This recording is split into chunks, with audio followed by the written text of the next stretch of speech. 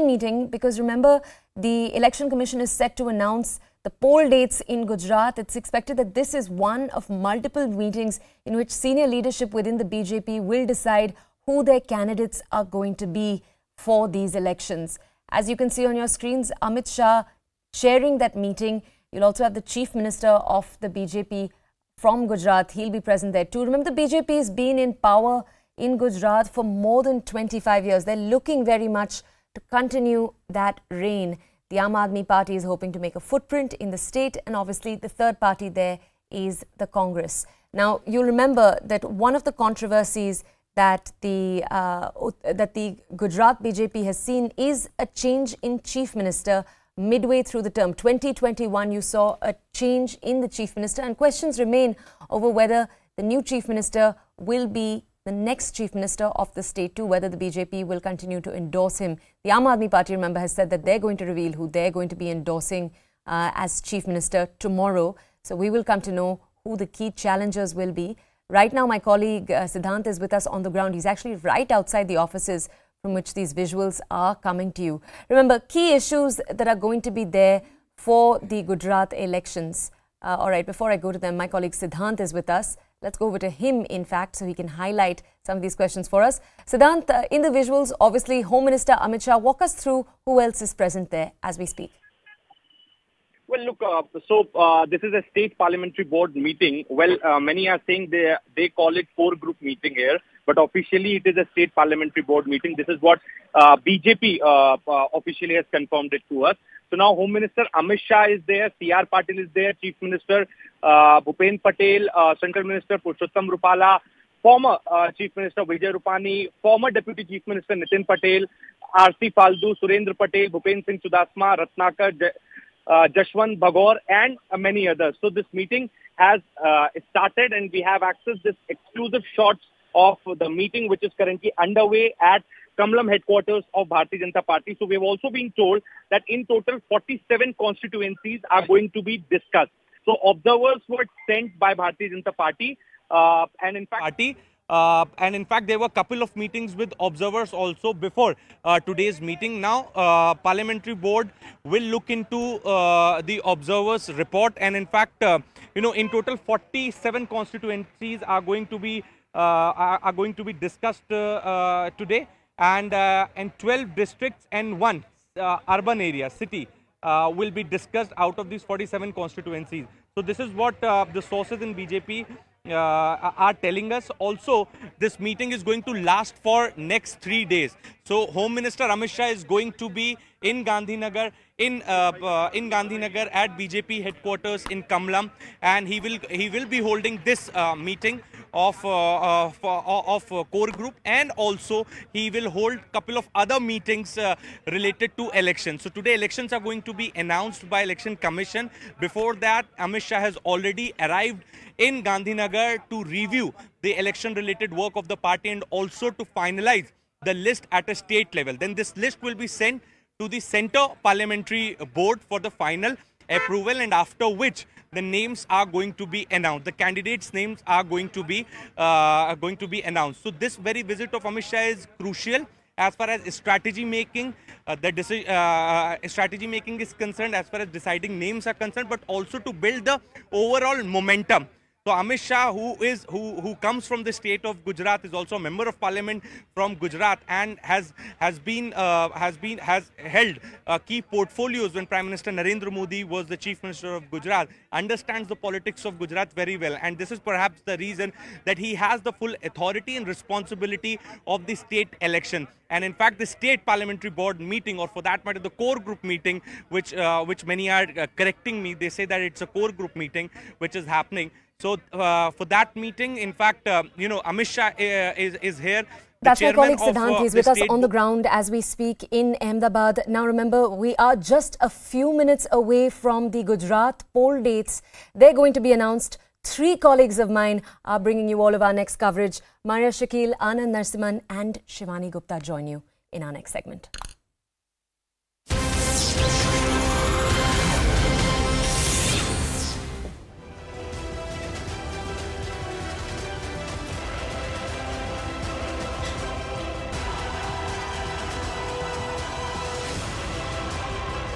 everyone, and welcome to this special broadcast.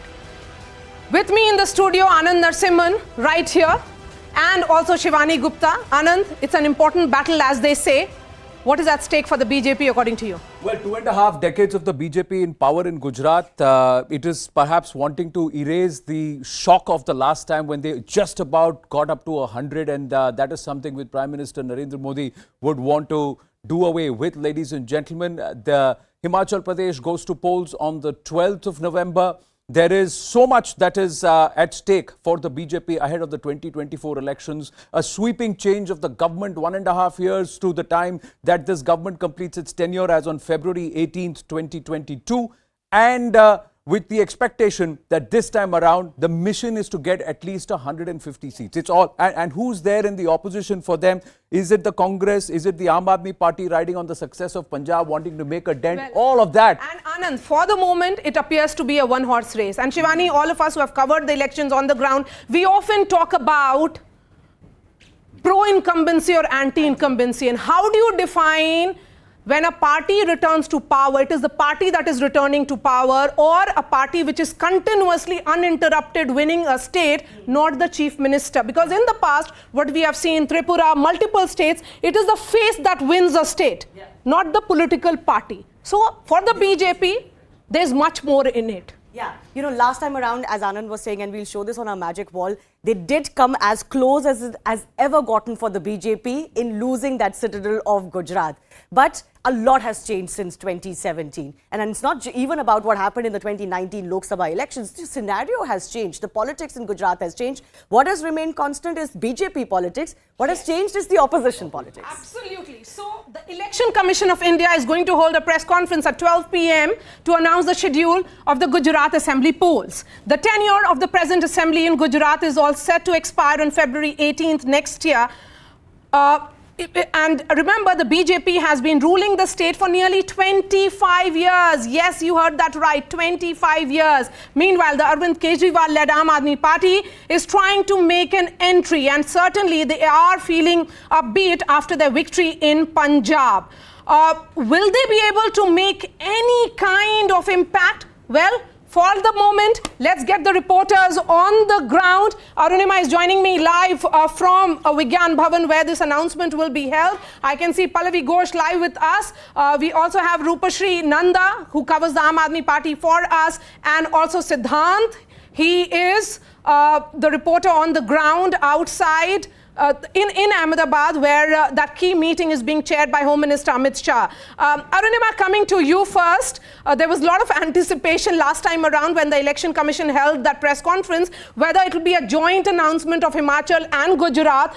Do we really now, you know, that's settled perhaps? It was Himachal, then 8th December is when the counting will be held for Himachal. Will it be joint counting this time around as well? And what are you picking up? So, two-phase election this time as well? See, that is what we are all guessing. Why? Because CEC said that he's following convention. Yes. When he was asked as to why Gujarat polls were not announced along with Himachal, he said because we are following convention. And what was the convention? Before 2017, both these states have been going to polls together. But in 2017, owing to the Gujarat floods, Election Commission decided to hold the elections in Himachal and Gujarat separately. And that is what CEC quoted this time around when he said that we are following convention. However, since the polling date of 12th November and counting date of 8th December, there is so much gap in what Himachal Pradesh is seeing. What was announced by EC, speculations were rife that perhaps the counting for Gujarat will also happen on 8th December as well. So what were the polling dates like? Last time the state of Gujarat went to vote. The state of Gujarat voted in two phases, December 9th and December 14th. And finally, results were announced on 18th of December. So if you follow that convention, now from 18th of December in 2017, you're looking at 8th December. So 10-day, EC has forwarded the counting date. If you look at the dates, then two-phase election of December 9th and December 14th. If convention is followed, perhaps today also EC will announce a two-phase election with dates tentatively around the first 15 days of the month of December. And we stick to that word convention because that was carefully mentioned by the Chief Election Commissioner. Pallavi, as far as the Congress is concerned in these elections, We are seeing a lot of confusion on ground in Gujarat. Their working president, Hardik Patel, joined the BJP just few weeks back. You know, are you one of those who will say that this is a one-horse race at the moment in Gujarat? Well, as a political reporter, I'm not going to be making any kind of a speculation. I can only analyze and assess the ground situation. You know, it's in stark contrast to the Congress's strategy of the last election campaign. It was, you know, it was big bang strategy, very aggressive. We saw Rahul Gandhi, and I remember I followed him also crisscrossing the state, and there was this trio. I mean, he was picking up Alpesh Thakur, Jignesh Mewani, Hardik Patel, and there was a momentum to the Congress's campaign, which is why they did put up a very, very good fight. I think everything which went wrong for the Congress was that one comment against the Prime Minister, which Mr. Manishankar Iyer made when he called him a neech admi. And we know how the BJP used it to their advantage. Gujarati Asmita, personal attack on the Prime Minister, that never works against the BJP. In fact, that helps the BJP. And that's where the Congress's house crumbled. Yet, I think they put up a very good fight. But this time round, certainly they seem to be kind of very dispirited. Maybe it's possibility. I think the reason one mainly is much of the focus is on the Bharat Jodo Yatra. The Yatra is not going to be touching upon any of the pole-bound states, neither Himachal Pradesh nor Gujarat. Even though Rahul Gandhi is going to be coming pretty close to Gujarat, no detours are taking place. As of now, no plans of campaigns by Rahul Gandhi. In Himachal, where the Congress is having a whiff of a victory, we are seeing Priyanka Gandhi Vadra leading the campaign. 2 rallies done, more expected to be done. Maybe they're going to take a little bit of focus on Gujarat post the polling ends in Himachal, but I think by then, Maria, it will be already a little bit too late. What hurts the Congress the most is always alternatives which come up to anti-BJP. Whether it was in Bengal, the Trinamool Congress decimated the Congress, down south, TRS, YSR, and in Gujarat, a party which put up a fight against the BJP last time round, and a good fight, came number 2, has this time round been reduced to a number 3, despite the fact that the Congress insists that we are doing a silent campaign. But clearly AAP has eaten into the vote bank of the Congress party. Well, is the Aam Aadmi Party trying to do what it did in Punjab in 2017 and reap the benefits in 2022? Are they trying to perhaps invest now in 2022 and to reap going forward in 2027? Where does the Congress stand amidst all of this? Sharin is also live with us. We've got Arunima, we've got Siddhant. There is lots that is happening on ground. We'll try and go across to our reporters and try and get more information. More importantly, within the BJP, is the BJP itself responsible for how it performs? Let's try and look at that. Look at this. What's happening? What happened in the past?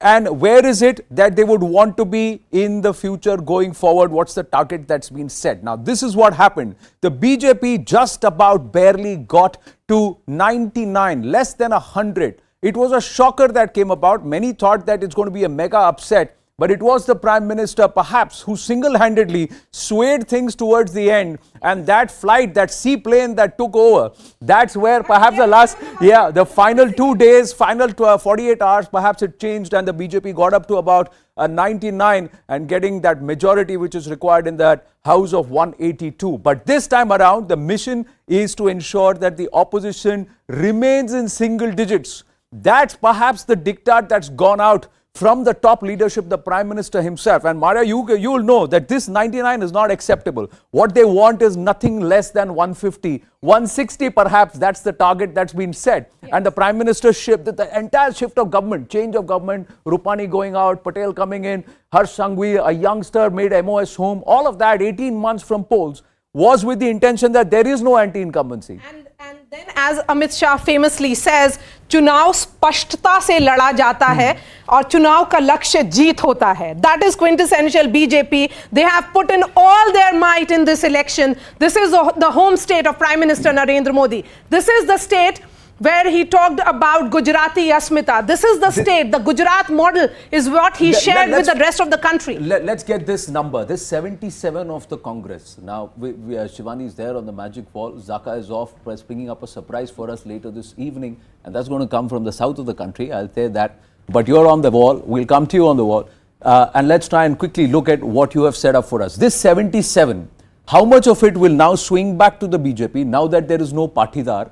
The person leading the Patidar itself has shifted camps and come in. There is no Congress settled There is an Aam Aadmi party coming in, but how much of a dent are they going to be able to make? So let me just chart out the journey for the BJP, and why we're talking about the BJP primarily in Gujarat is because this is the 2012 Vidhan Sabha Assembly results. And in 2012, the BJP won 115 of the 182 seats. You see the map. It is, of course, a lot of orange, and they won nearly 48% of the seats in the state of Gujarat. The spread also, if you were to see, going back on that spread, it's quite even except for this portion which is largely the Congress belt, right? Yeah, so the tribal Adivasi belt. Yeah. Yes. I'll come to that in just a bit. But the journey from 2012 to 2017, you see the stark change that happened for the BJP. And that was the shock that we're all talking about. You see, of course, a much larger print of the blue. That's also because these are the larger rural seats. And of course, the BJP managed to hold on to their urban pockets. Those are the smaller seats. But they came down to 99. The vote percentage was still pretty high though, right? We have to just focus on the fact that the rural seats perhaps made the difference for the Congress here, but the Congress fell short. I want to bring in the 2019 Lok Sabha election results. Of course, Lok Sabha, Vidhan Sabha, very different. Here, of course, it's an absolute sea of orange. So that though, whether it will be a factor here or not, we don't really want to extrapolate that. But now let's go across to the Patidar dominated factor that you talked about. Even if you look at 2017 results of the Patidar dominated seats, the BJP won 22 of the 39 of them. Correct. So was that factor as big, first of all, as it was made out to be? And does that factor exist now? Absolutely not. As you said, Hardik Patel has already moved to the BJP. Yes. That agitation is not there. Yes, and last time around there were three factors. Yeah. Hardik Patel, Jignesh Mevani and Alpesh Thakur. You and all of three of them technically are reduced to either. Nobody was not happy. Yeah, so let me just go to the magic wall for the Alpesh Thakur factor as well. Again here, the Congress managed to do better. So if there are 30 seats that had the Alpesh Thakur factor, the Congress won 17 of them, the BJP won 13 of them. Could you say that it benefited the Congress vastly? Possibly not. No, it's the vote share. If you look at if you look at, say, if it's 45% for the BJP, it's 46% for the Congress. Same thing with the Patidars. Yeah. And the Patidars, we've looked at the concentration on the where the Patidar dominated seats. But the Patidar votes could have been spread all across Gujarat, where it could have helped the Congress party in 2017 when they got those 77 seats. This if you look at the vote share. Patel factor as well. Now he's in the BJP. That factor doesn't exist in the same mold. But you have 39 of these seats which could be seen as the Hardik Patel dominated factors, dominated seats. The BJP won 22 of them with a vote share of 51%. And interestingly, Shivani, I'll tell you this anecdote. In 2017, again, I was covering this election, and at that time there was this entire narrative that there is a lot of anger in Surat. I was in Surat actually. So in Surat there was a lot of anger. At that time, Mr. Arun Jaitley, late Mr. Arun Jaitley, was in charge of Gujarat for the BJP. He parked himself in Surat. Because the notebandi had just happened, so there was a lot of anticipation. There was the GST factor as well, right? So that is what the BJP is doing. So what we are being told by sources in the party is, and we have seen in the last few months, top ministers, top leaders of the party have been in and out of the state. They have been concentrating on pockets which can go wrong. Concentrating on pockets where there can be some simmering anger. And is there really a factor then? You know, that's what I'm saying. So Surat, yes, the civic body polls, Aam Aadmi party swept because there was also a mass movement of the Congress leadership into AAP, and AAP got those windfall, and they themselves got surprised ki kaise jeet gaye. So see, I can't show you anything for the Aam Aadmi party on my magic wall because that's a new entrant as far as this battle is concerned. But I just want to show you the urban factor here as well, because that's always a big issue when it comes to Gujarat, rural and urban pockets. So you look at the 2017 results of urban pockets, 53 seats, the BJP won 44 of them. They would want to, Maria, ideally retain all of this and add maybe a little bit more, because 2017 factors are a little bit different than 2022. But if we were to just quickly look at possibly the rural, rural seats as well, this is where most of the Congress's gain came from. Can they retain this gain? If you look at 53 out of the 98 seats, can they retain this gain with a vote share of 43? BJP is still higher in vote share with 45. That's the big battle. 2017 to 2012, same rural pocket. If you just click on 2012, now what was the gain for the Congress party? The Congress party, from 41% vote share. From 46 seats, they've gone to 53. 53, and the vote share goes up by about 1.5%.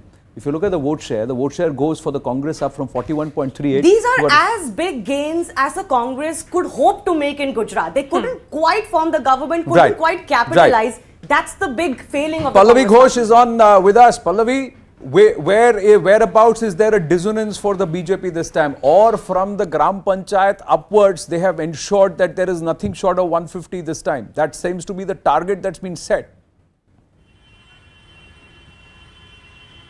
Yes, if you're talking about the BJP, yes, certainly. And the thing is that the BJP's way of working on elections is in stark contrast, I would say, to many other political parties, particularly the Congress party. Whether it's a municipal elections, a local elections, state elections, each of them is fought on. And, for those who are saying that the BJP has nothing to worry about in Gujarat, but, they are not going to be caught napping. They're not going to be complacent about the factor.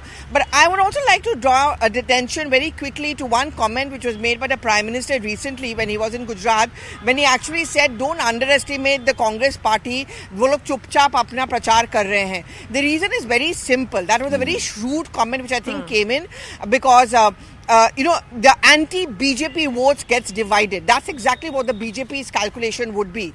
Not just consolidated with the AAP, you work it and in such a way you give this perception out to the voters that the Congress is still in the race. This is where the thing happens with the Congress party. But it is also about booth presence. No?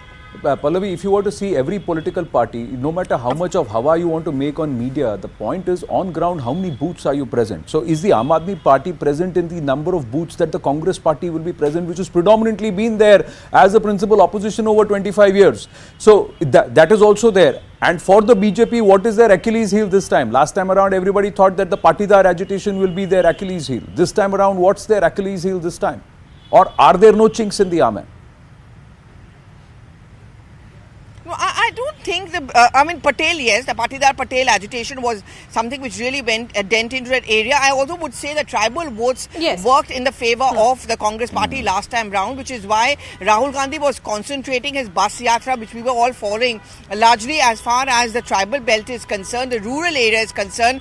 This time round, the BJP's, much of its programs, Prime Minister's programs, has been focused on tribal development, on the woman vote bank factor, of course, which matters a lot in the rural areas, gaon mein, those kind of development projects. You're right about the booth factor, but let's not also forget, the Congress at this point of time, a dispirited Congress party also starts losing its hold over the booth. At the end of the day, you have a strong presence in the booth. Pallavi, just hold your thoughts. We'll come back to the tribal belt and we'll talk about the tribal and the absence of Rahul Gandhi this time around in terms of campaigning. Is that another game plan? We'll get into all of that in just a bit. We've got news coming in from the BJP camp where there is a high-level meeting that's happening. It's in the presence of the Union Home Minister Amit Shah. We've got the C.K. Patil, Bhupendra Patel, all of them present there at this point. They have 4,340 aspirants, over 182 seats. The first 40 constituencies perhaps are being discussed at the moment. Who is going to have a vote and an opinion? Is it going to be what Mr. Patil decides, or is it going to be an influence of Amit Shah, or has it already been decided by somebody else altogether? The way BJP functions is that they would have got multiple surveys from the same constituency. So 3 or 4 sets of surveys. One that Mr. Shah does and his team does on the same constituency, one that is done by the Prime Minister's team, another by C.R. Patil's team, and by the BJP. So for one constituency, there are 4 to 5 surveys that are done, and then only the name of the candidate is decided. It's not who is close to whom. That is no priority that is given. There is also the Sangh feedback that will also come on ground. Siddhant is joining us with more. Yes, Siddhant, how long has this meeting been going on now? Well, this meeting has just started, Anand. In fact, we have been told that 47 constituencies will be discussed today, and there are in total 4,340 aspirants for 182 seats. So these constituencies also includes constituencies from Rajkot, Morbi, Narmada, Tapi, Valsad, Dang, Porbandar. And in fact, for next 3 days, Home Minister is going to camp at Kamlam headquarters of Gandhinagar. And this core group election committee, which was formed in Gujarat, it was reconstituted after C.R. Patil was made the party president here. And it also includes former Chief Minister Vijay Rupani, Bhupendra Patel, and other senior leaders from the Gujarat BJP. So as Maria was highlighting that there have been multiple surveys done. Even the teams of observers were on ground, and the names are going to be put up in the meeting, and after the discussion, the names are going to be finalized. Now, the final list at the state level will be prepared after 3 days, and then that list will be presented before the Central Parliamentary Board, the Central Election Committee, and from there the final approval will come and the names of the candidates will be announced. Right, Siddhant, stay on with us. Let's look at the predominant two parties that have been at loggerheads over the last 2.5 decades and how the voting patterns have gone between the BJP and the Congress party. The Aam Aadmi party is a recent entrant, ladies and gentlemen. So before Maria goes across to our guest this afternoon, as we build up, you see the clock at the bottom of the screen, less than about 40 minutes, 37 minutes odd, before the Election Commission sits there to announce the dates. Counting day is the 8th of December. So which will be the polling days? Will it be one phase or two phases? Will it be the first week of December that will decide, where voters will decide the fate? It's all building up to that. Let's look at how the BJP has been able to get the votes over the last 25 years. And if you look at it, and I'm going to ask you all to come closer, the camera to come a little closer, and we look at year by year since 2002. The gap was the widest between the BJP and the Congress party as Gujarat voted here in 2014. And then again that big spike with the two Lok Sabha elections, 2014 and 2019. So the son of Gujarat, Narendra Modi, overwhelmingly getting the votes of the people of Gujarat when it came to the central election. But when we look at the assembly elections, is that gap closing over the years? And if you look at it, 2002 onwards, it's been a 10-12% gap that the BJP has been able to consistently enjoy in terms of the vote gap, and that perhaps has ensured that it gets victory. But look at this. This came to be the closest at this point. In 2012, 48 and 39, so 9% difference. And then once again in 2017, where the gap narrowed perhaps when it was less than about 7% gap between 41% and 49%, just about an 8% gap here. In 2017. This is the closest that the Congress was able to get to over from 2002 till 2022, if you look at it. And after that, the BJP pulling away in 2019. Will they be able to capitalize?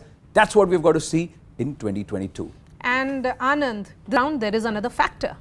The new entrant in Aam Aadmi Party. So the anti-BJP votes now could split between the Congress and the Aam Aadmi Party. Before I bring in the guests, let me get a quick word from Rupashri Nanda. Rupashri, we are looking at the tribal vote now. The BJP has played another card in the first tribal woman president of India.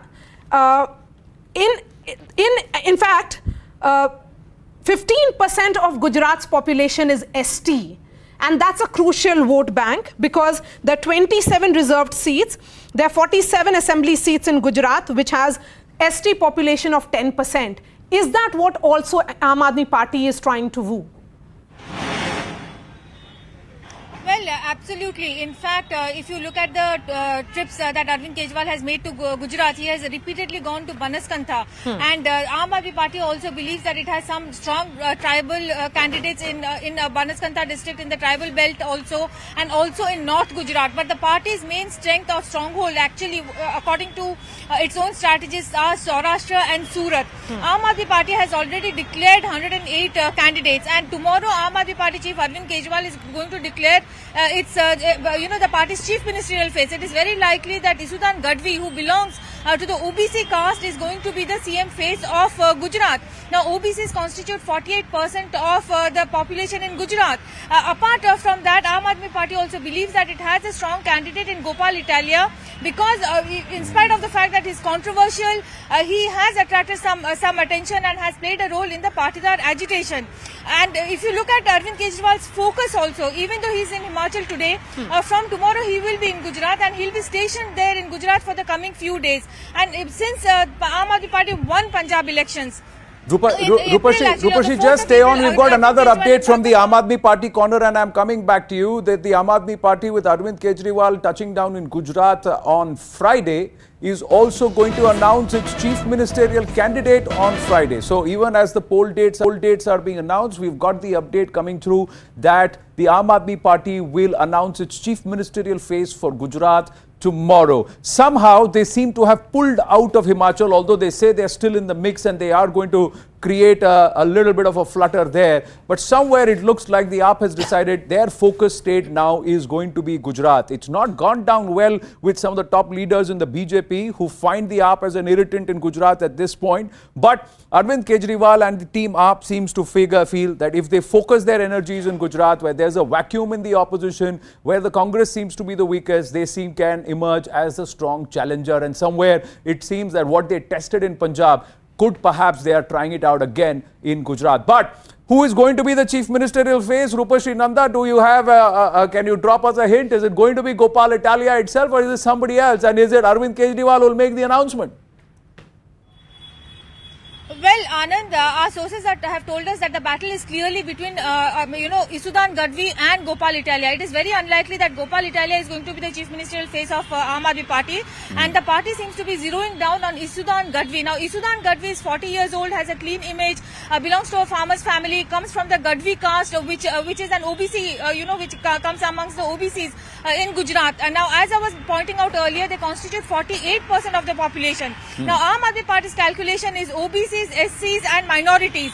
If you take them all together, that constitutes 70% of the population, and that will work, the party believes, to its own advantage. So it is very much possible that Aam Aadmi Party will go with the face of Isudan Gadvi as its chief ministerial face. Remember, Isudan Gadvi actually joined the party only last year on the 14th of June after a conversation with Arvind Kejriwal himself. Okay. Unlike but Gopal will there not Italia, be a people's survey? Rupashri, last time around and particularly in Punjab, Aam Aadmi Party went for people's survey. That people of the state will decide who their chief ministerial candidate would be. Will there be a similar formula this time around? Well, Arvind Kejriwal has already opened phone lines, email addresses and asked people to respond. In fact, I myself dialed on that number just to understand myself whether the party is giving any choices A, B, C or has it left it completely open. Now, if you dial that number, it is actually an open invitation for people to get back with their preferred name for the chief ministerial candidate. There is no suggestion of any name from the side of the Aam Aadmi Party at all. But going by the surveys, because the party has been doing that over the past few days, the results of that will, in fact, the phone lines closed today 5 p.m. and the results are going to be declared tomorrow. So going by the surveys, going by the inputs that the party has got from its surveys, it is likely that Aam Aadmi Party will go by the inputs of the survey perhaps, but we will go by the inputs of Rupashri Nanda, who seems to have the closest ear to the Aam Aadmi Party corridors and the think tank. So if you are saying it's going to be Isudan Gadvi, well, I'll put my money on that and say it's going to be Isudan Gadvi. Rupashri, thanks for that. Before we get into the tribal conversation, and I know Shivani's got some numbers here on the magic wall, let's just quickly bring in Rashid Kidwai and Japan Pathak. So we'll park the conversation around tribals for just a bit. But Rashid Kidwai, the Congress vacuum, the Aam Aadmi Party getting in, and looking at this vote bank that Rupashri was talking about, the combination of minorities, SCs that make up for about 70% of the entire group, and Isudan Gadvi from this Gadvi community, again SC leader. Do you think this is all going to work for the AAP, or is the Congress quietly doing something on ground which perhaps will reduce the AAP to maybe also ran with 1 or 2 seats but nothing beyond that?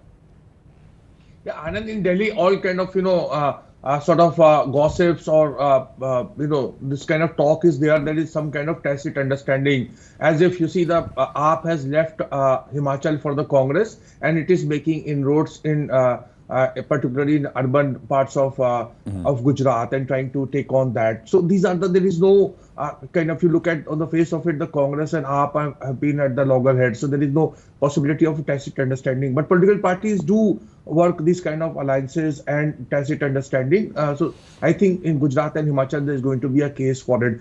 In order to dislodge the BJP, it's very difficult. It's really impossible. But Anand, we must remember there are seats after seats, and there are over 50 seats where the BJP has always found it very difficult to either win or retain. So it's not that the opposition case is zero. It looks, because the BJP has a very seamless energy, the kind of claims they make, 200 par, 150 par, 100 par, all kind of tall claims are made, and their electoral performance actually backs that. So that makes it. But I think the BJP, anything above 100, it will be a very good performance in Gujarat. But Rashid, while we may say that there must be tall claims, But let's look at how the BJP has been winning the state.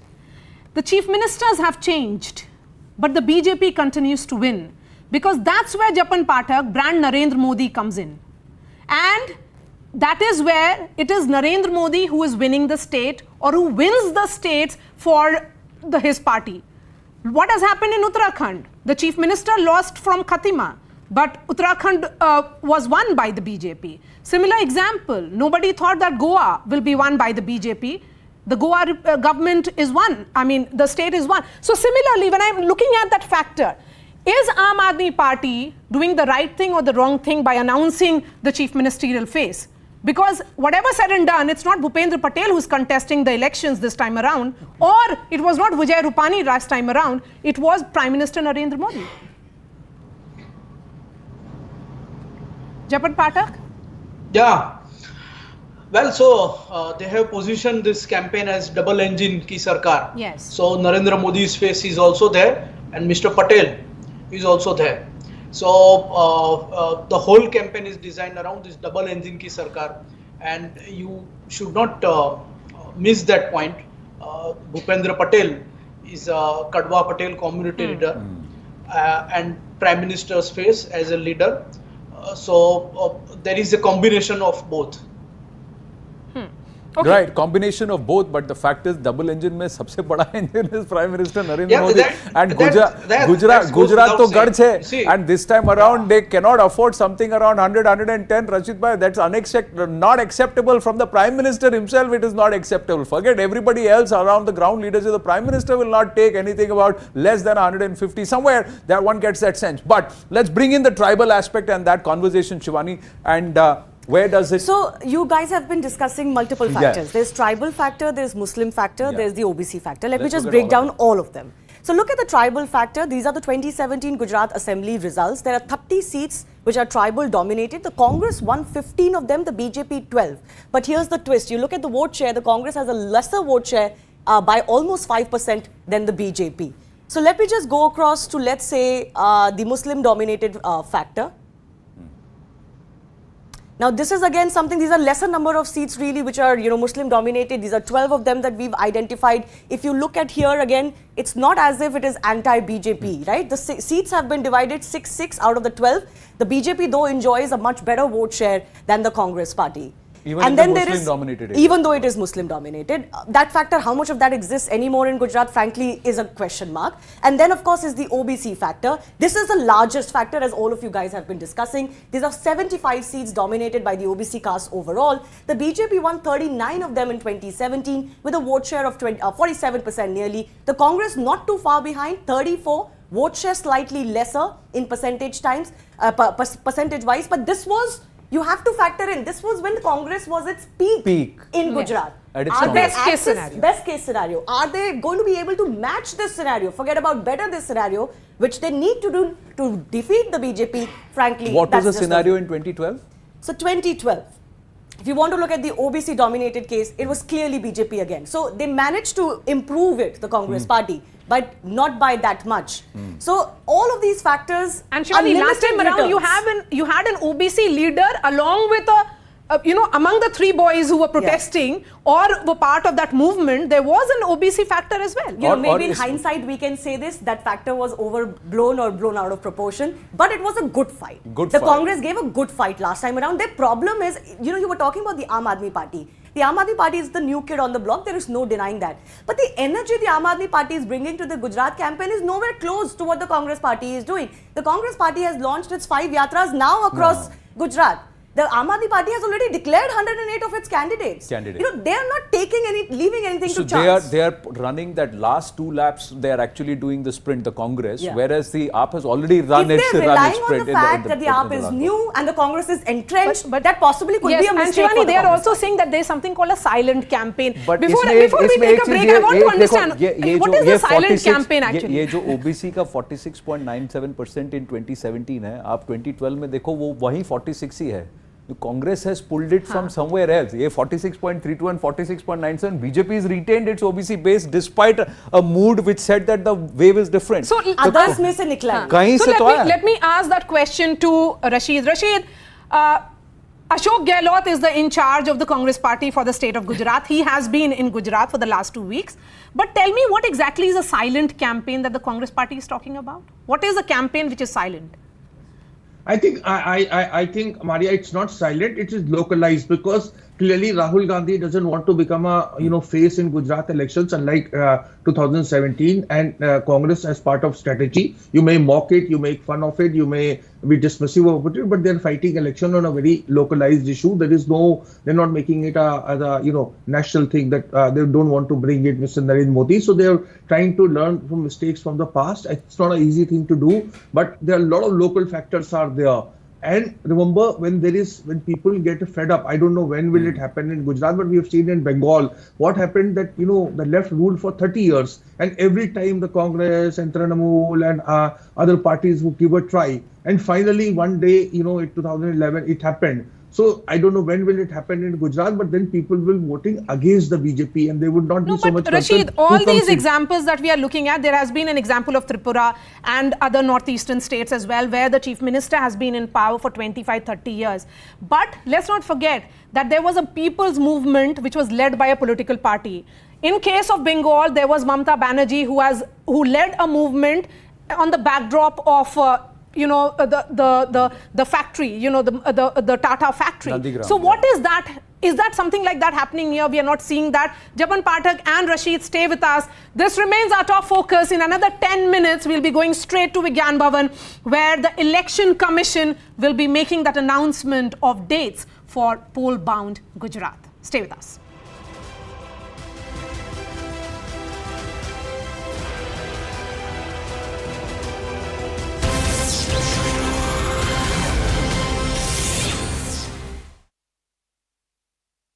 This has become a man-made disaster. 2016, when we were in the second term of the government, 306 places of water logging were identified, and we improved infrastructure, did the corrective mechanism of channelizing 196 kilometers of water channels and reduced it to 3. And after this, DMK came into power. You have to diesel 1,950 kilometers of water channels to ensure that there is a free flow of water. Even there is a rain, there is excess rain. But this government slept. As soon as they assumed power, only hardly 720 kilometers were desilted, and all the canals, debris were filled in and reduced the size of the channels. This led to the inundation of water for the last rain. Citing that as an example, what this government is doing right now is they are constructing new drainages across Chennai by spending crores and crores of rupees. Their leader is known for a scientific corrupt person. Following his footsteps, they are splurging taxpayers' money in crores in the name of giving a solution, permanent solution, rather than identifying the core issue. Okay. Desilting has to be done. They have not done it. 1,950 kilometers. This year also they have not desilted. The work has to start by August. The onset of monsoon is October end and November. The work has to start by August. The planning has to start by July and August. This government is only busy in giving away fancy advertisements and fancy promises to the people rather than getting into the real problem of it. Okay, Jagdishwaran, please respond to that specific charge. On the one hand, you need to be desilting the existing drains. Instead of focusing on that, you are floating new tenders for a new drainage pipelines. I'll just put it in one word. See, you can talk to the people in Chennai, and the people, what they say is, this year it is much better compared to previous years. Or I'll put it this way, after DMK came into power and for the last 1 year, the work was going on, people were a lot of inconvenience. People waited, people were not very sure if things would be over before the onset of monsoon. But today and yesterday, most of the people that I speak with, most of the areas that I go, people say things are much better compared to ADMK period. Or compared to but look at the pictures from Perambur and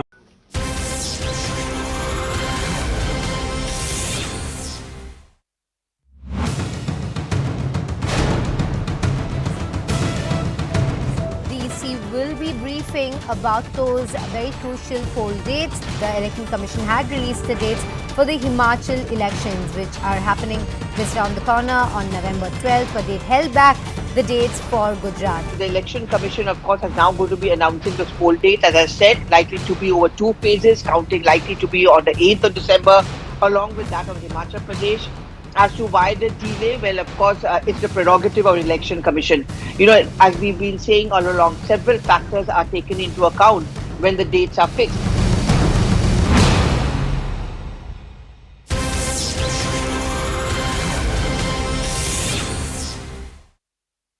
Rain in briefer intervals of time. That is a reality we have to live with. What are governments doing on the ground in terms of preparation work for that? That's the question to be answered. I'll put you specific areas. Srinagar, Velachery, where in Srinagar last year there was so much water, and everybody was saying because of the smart city project that the Edapadi government took, it happened. Again in Velachery, it always gets flooded, it always gets inundated. This time there was no flood in Velachery, there was no flood in Srinagar. You could have seen people who have cars, they used to take the cars and put it on the top of the bridges. There are people who used to get candles, there are people who used to buy milk powders, everything. But this time for the last 2 days, even though there was heavy rain, I'm not again going to compare to 2015 or something. Yeah. Even though there was heavy rains, people didn't do that. Let me start with you, Karuna Gopal. There used to be a time when Chennai used to pride itself as being, high on infrastructure, very futuristic, if you will. But today, look at what has happened. Just a couple of days of rain, and a 24-year-old lady working in a private company almost lost her life by being sucked into an open manhole. Yes. It's rather unfortunate that these kind of events are happening, that due to happen. It is not just Chennai, as you are saying, it is practically every city that is experiencing this. In fact, I would say that it is not just Indian cities, but cities elsewhere too. For instance, last week in South Korea, I think Seoul, there was huge rain and 10 people were washed away, and they were victims of the manhole drowning. So this seems to be a global problem. And another interesting fact, which perhaps is quite bad, is also that the market for manhole covers is somewhere around $5 billion US, which is 40,000 crores. So obviously this seems to be a global problem now. And but what is the issue? Why can't we in the 21st century invent or produce manhole covers which don't just fly away with one spell of rain, or which don't just get displaced with one spell of rain? So the problem is this. First of all,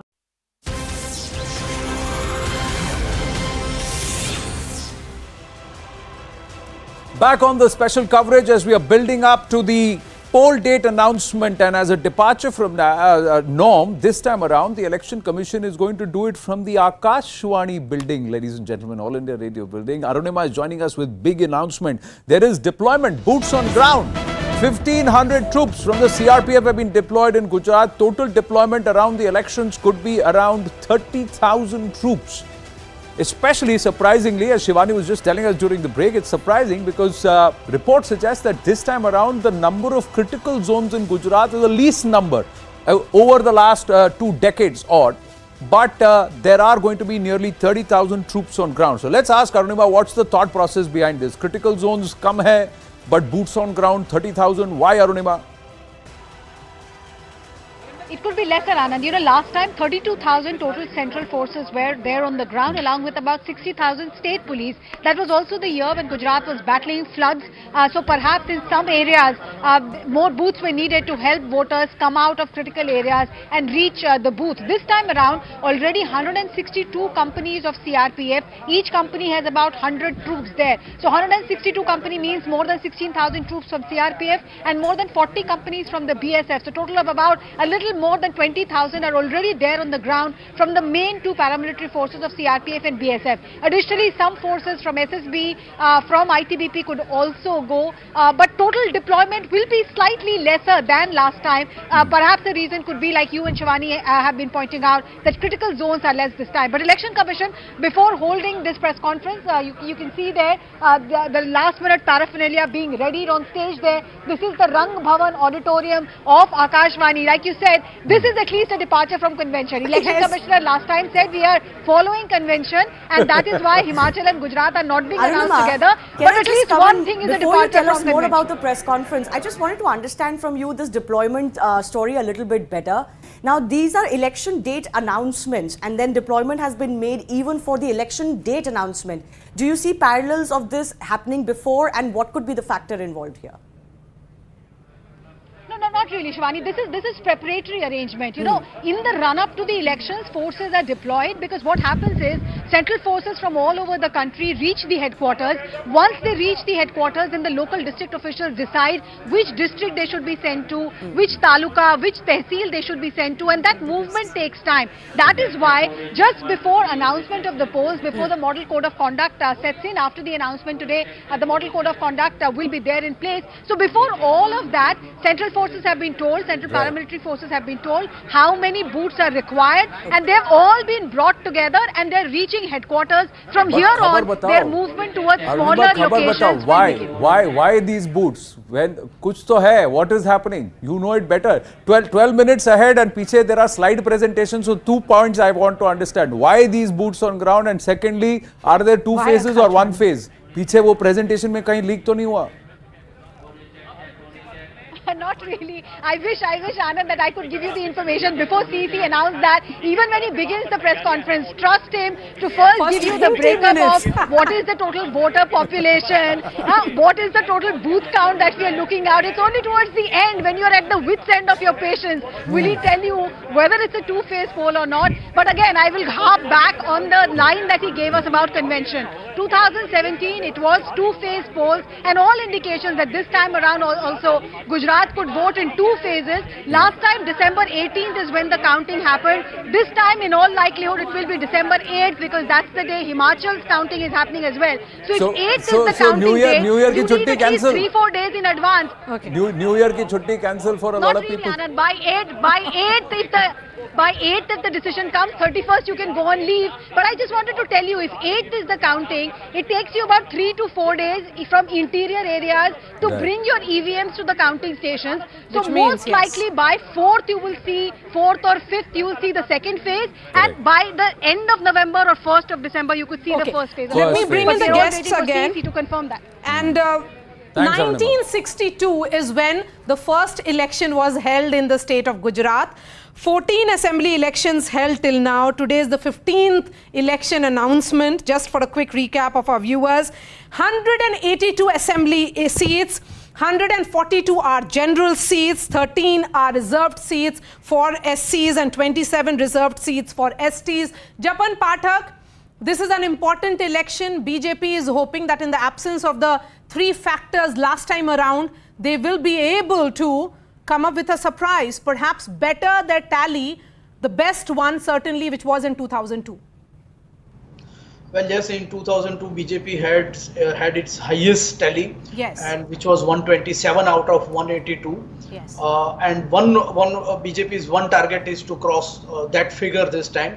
But another target is to cross even Madhavsi Solonki's 1985 record, 149 seats. 149. And Madhavsi had achieved it because the election had happened immediately after Indira Gandhi's said murder. Yes. So even in national election, Rajiv Gandhi had received highest seats, and in state election, Madhavsi Solanki had achieved the highest figure of Gujarat ever in any state. Yes, and 17 chief ministers till now in the state, and Prime Minister Narendra Modi has been the longest serving chief minister of Gujarat. The state has had 5 Patel chief ministers, and even this time around there is a Patel chief minister in Bhupendra Patel. Do you think, Rashid Kidwai, you have a Bhupendra Patel who we know is the chief minister, there is a brand Narendra Modi which combines with it, then there will be an announcement of the chief ministerial phase for the Aam Aadmi Party. Should the Congress also do so? I think Congress is fighting in a very contrasting style. They won't play in the pitch of the BJP or for that matter Aam Aadmi Party. So Congress, everyone knows if at all Congress wins, then there will be several claimants. Remember, the Congress has many regional influential leaders in Gujarat. It's just that they don't I mean, they're not able to win. And remember, in Gujarat, vote share of BJP is very high because it's also because in some of the urban seats they win with a major majority. So if you have a vote percentage of 50% or so, 49% plus, it's very difficult to defeat that political party. But 49%, Rashid Bhai, last time was 99 seats. So somewhere the concentration of votes, if their votes are concentrated on limited number of booths and it's not spread, scattered across, the BJP has a problem, and that's why somewhere this time the diktat is 52 to 55% votes. That's how aggressive they want to, because they just want to decimate and put matters beyond doubt this time. Somewhere that's what the challenge that the leadership under Prime Minister Modi has undertaken. We've been talking about it, and you know, Maria was mentioning, is the graph, Maria, not coming down for the BJP? Or do you think that this is the appropriate time for them to bounce back and go back to that 2002 level? Because Shivani, there are several factors that have played out. Look what they have done. 18 months before the elections, there is a complete government change. So the BJP's formula that whenever there is anti-incumbency, the anti-incumbency is against the local government. Brand Narendra Modi is only becoming bigger, right? Then the entire government changes, the chief minister is a new face, Vijay Rupani goes and Bhupendra Patel comes. The entire government in the sense that none of the MLAs have been repeated. So it's a new government. Then you have another factor. What they have done is that they have identified pockets. They have identified the trouble areas. The trouble areas, they have done so. They have, you know, so the deployment has happened as well. Trouble areas, let me just paint the picture for you of what didn't work for the BJP or what the Congress benefited, what the BJP lost. So from 2012 assembly results, this is the urban seats. We know, and Rashid was talking about, look at their vote share. 57%. More than 57%, 48 out of the 53 seats. You come to 2017, they did take a hit, even in number of seats in the urban pockets, but their vote share was intact, right? You go across to, let's say we were talking about rural. So I want to begin with the 2012 picture as far as the rural seats of Gujarat are concerned.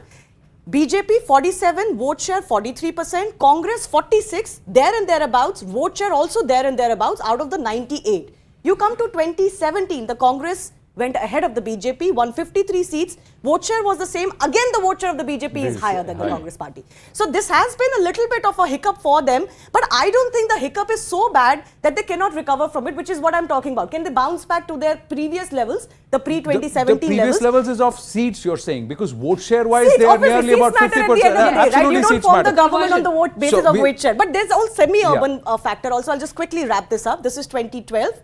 So semi-urban, 31 seats out of 182. 46% vote share, 20 to BJP, 10 seats to the Congress party. Here the difference is the maximum as far as the vote share and seats are concerned. In 2017, the BJP 16 and the Congress gained. Congress gained in semi-urban, and if you look at it, the big drop is from urban to semi-urban to rural. That's where it starts petering down, and if you look at it, that North Gujarat area remains a cause for concern in the assembly elections for the BJP. Are they going to work on that? Let's quickly, we've got just about under 6 minutes to go for the press conference to start. So let's try and understand what's at stake for every party this time around and why these Gujarat elections are important. This sets up, ladies and gentlemen, somewhere this is net practice, if not an indicator or the toss ahead of the 2024 Lok Sabha elections. It all gets into it. 10 assembly elections next year. Absolutely. So why Gujarat's important for? First up, it's the home turf for Prime Minister Narendra Modi, and you also have Amit Shah coming in. It's crucial for national appeal, and of course to say that I continue to hold sway in Gujarat, and that's why Gujarat is the first stamp of approval. So this, no hiccups there, no stamp when you're getting off the blocks. Like Maria was saying, 10 elections, state assembly elections, so it's just the start now. This is where the toss is being called. Adverse result will send the wrong signal ahead of 2024, and it could have a rippling effect over the remaining elections that we're going to get to. So that's where it stands for the BJP. What's in it for the Congress party, which is saying we are playing a silent game this time? They may just get hot now with Priyanka Vadra leading it. First electoral test of Rahul Gandhi's Bharat Jodo Yatra. How effective has it been? Although the Bharat Jodo Yatra concentrated more towards the south of India, is it going to have an effect in Gujarat? And this revised strategy, changing of the party president and Rahul Gandhi now on ground with Kharge there handling the party affairs, Gehlot's presence is going to make a difference or not? Aam Aadmi Party's expansion proving detrimental for the party. AAP has already stolen away Punjab from the Congress. Is it going to make ingress here? For the Aam Aadmi Party, will their Punjab experiment work in Gujarat? Are they identifying the vacuums created by a lack of perhaps a cohesive, strong opposition, and do they want to move in? Look at the success story for this party in a decade. They're present in 2 states in government, and now this is the 3rd state where they are looking for a foothold, very, very strong foothold. And recalibration has happened. They've said, let's not spread ourselves. Let's focus on one state, go all out there, create the ruckus. And the talk is the Aam Aadmi Party, not the Congress. BJP and AAP are the talking points. The star campaigners of the BJP are actually talking up AAP rather than talking up the Congress party. So are they winning that narrative game already? Litmus test of Aam Aadmi's freebie-based poll politics, which the Prime Minister has taken a very, very strong position on. Rashid Kidwai, do you think this is going to be the test now for Arvind Kejriwal and also for the BJP? Or is the BJP deliberately playing up Aam Aadmi Party to kind of diffuse the opposition and split it between Congress and the AAP? I mean, it's a combination of all these factors that you have enlisted. I think it's also a test of opposition, whether the opposition can cause some damage. I mean, we are just assuming that Aam Aadmi Party's rise is going to be detrimental to the Congress. Partly it's correct, but partly it can also affect in urban areas. It can affect the BJP. Right. And if it affects the BJP, what will be the consequences? We will have to wait. It's a kind of test for Mr. Kharge also, because he has become Congress president. And for the Congress, actually, Himachal is going to be a face saver, if at all. I mean, if they're able to win that from the BJP. I don't think the Congress, realistically speaking, it looks up to Gujarat as a winnable state. Well, Shivani has a question, but I'm going to quickly check if we can get through to Arunima, and we'll stay with our reporters as we're building up. Final two minutes left. Yes, Shivani. Just very quickly, the way I see it, this is not just about Congress, showing that the AAP is not a factor. This could very well be a battle for survival for the Congress party.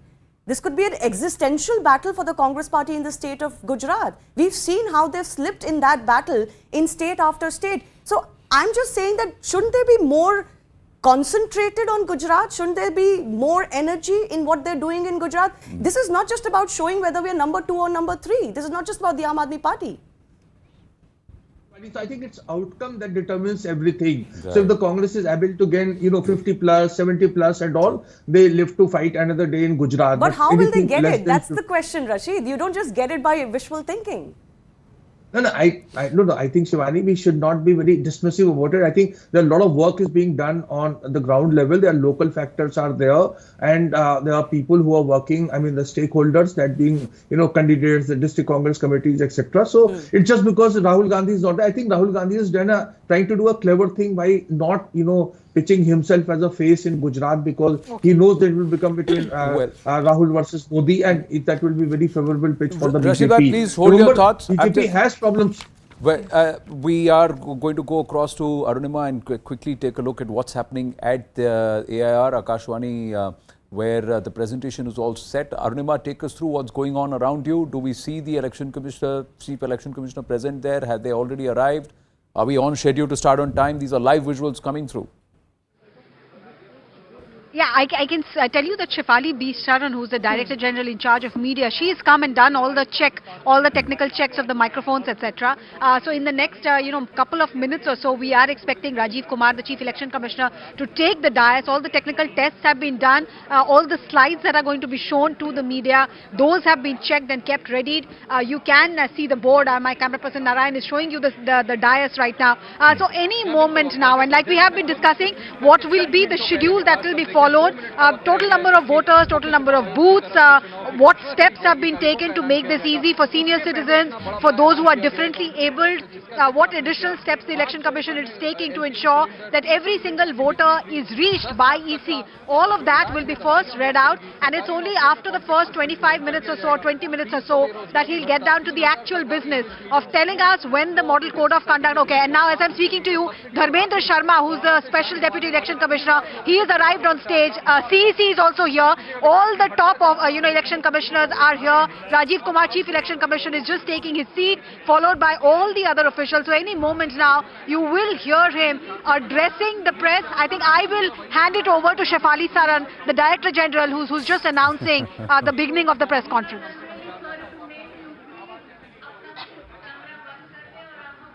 So in all, 5 crore voters. Are we playing the audio? Yeah, we'll stay with the audio for coming in. Shefali B. Sharan has already started the address. We'll try and go across to the live audio. I'll not take much time in introduction.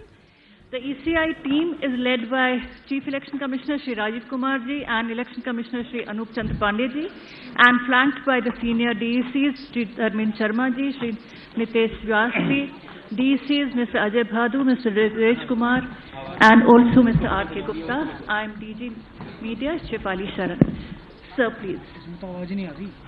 Thank you, Shefali ji.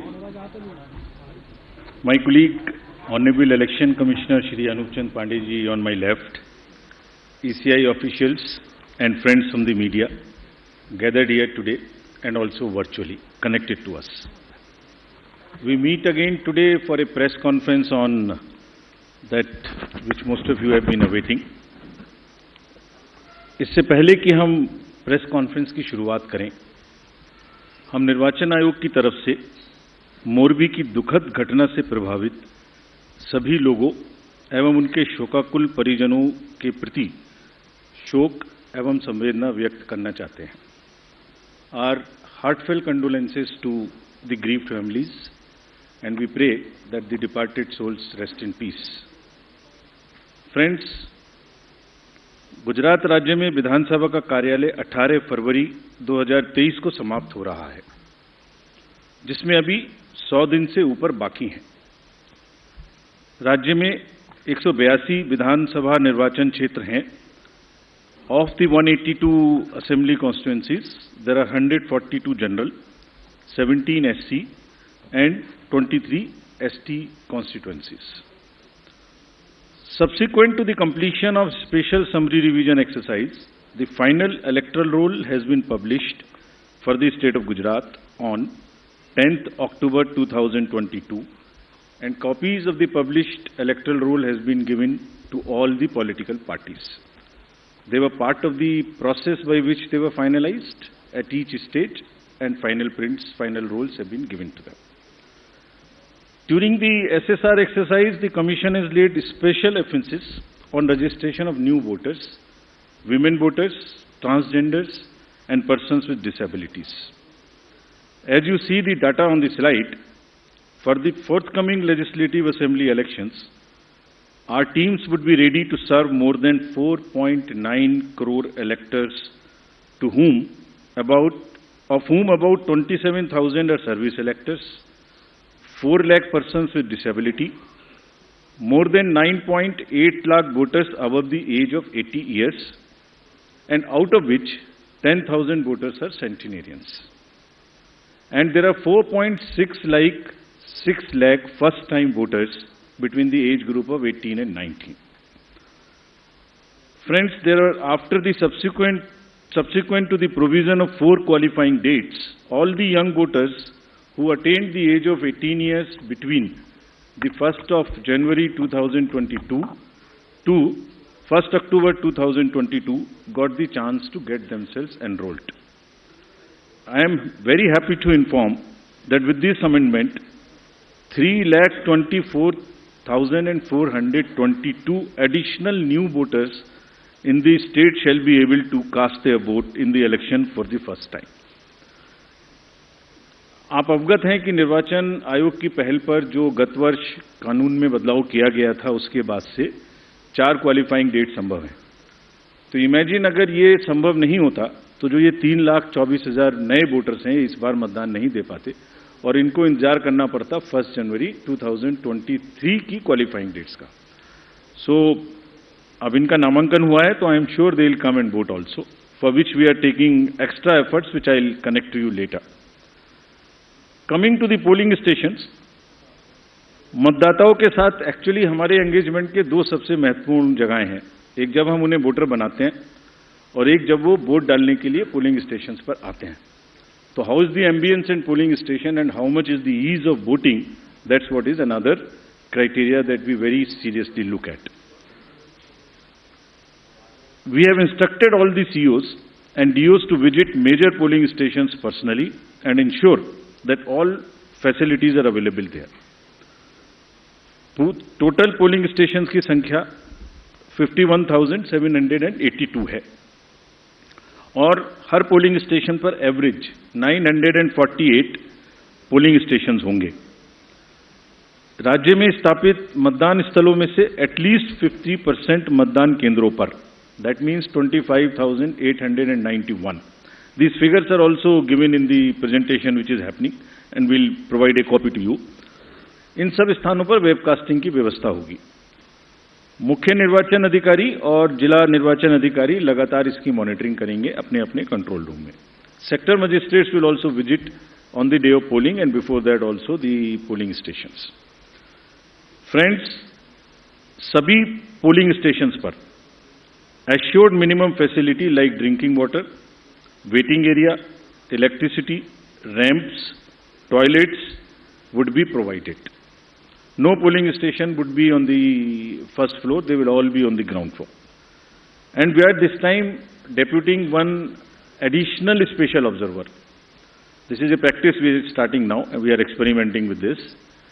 A special observer for accessibility and inclusion.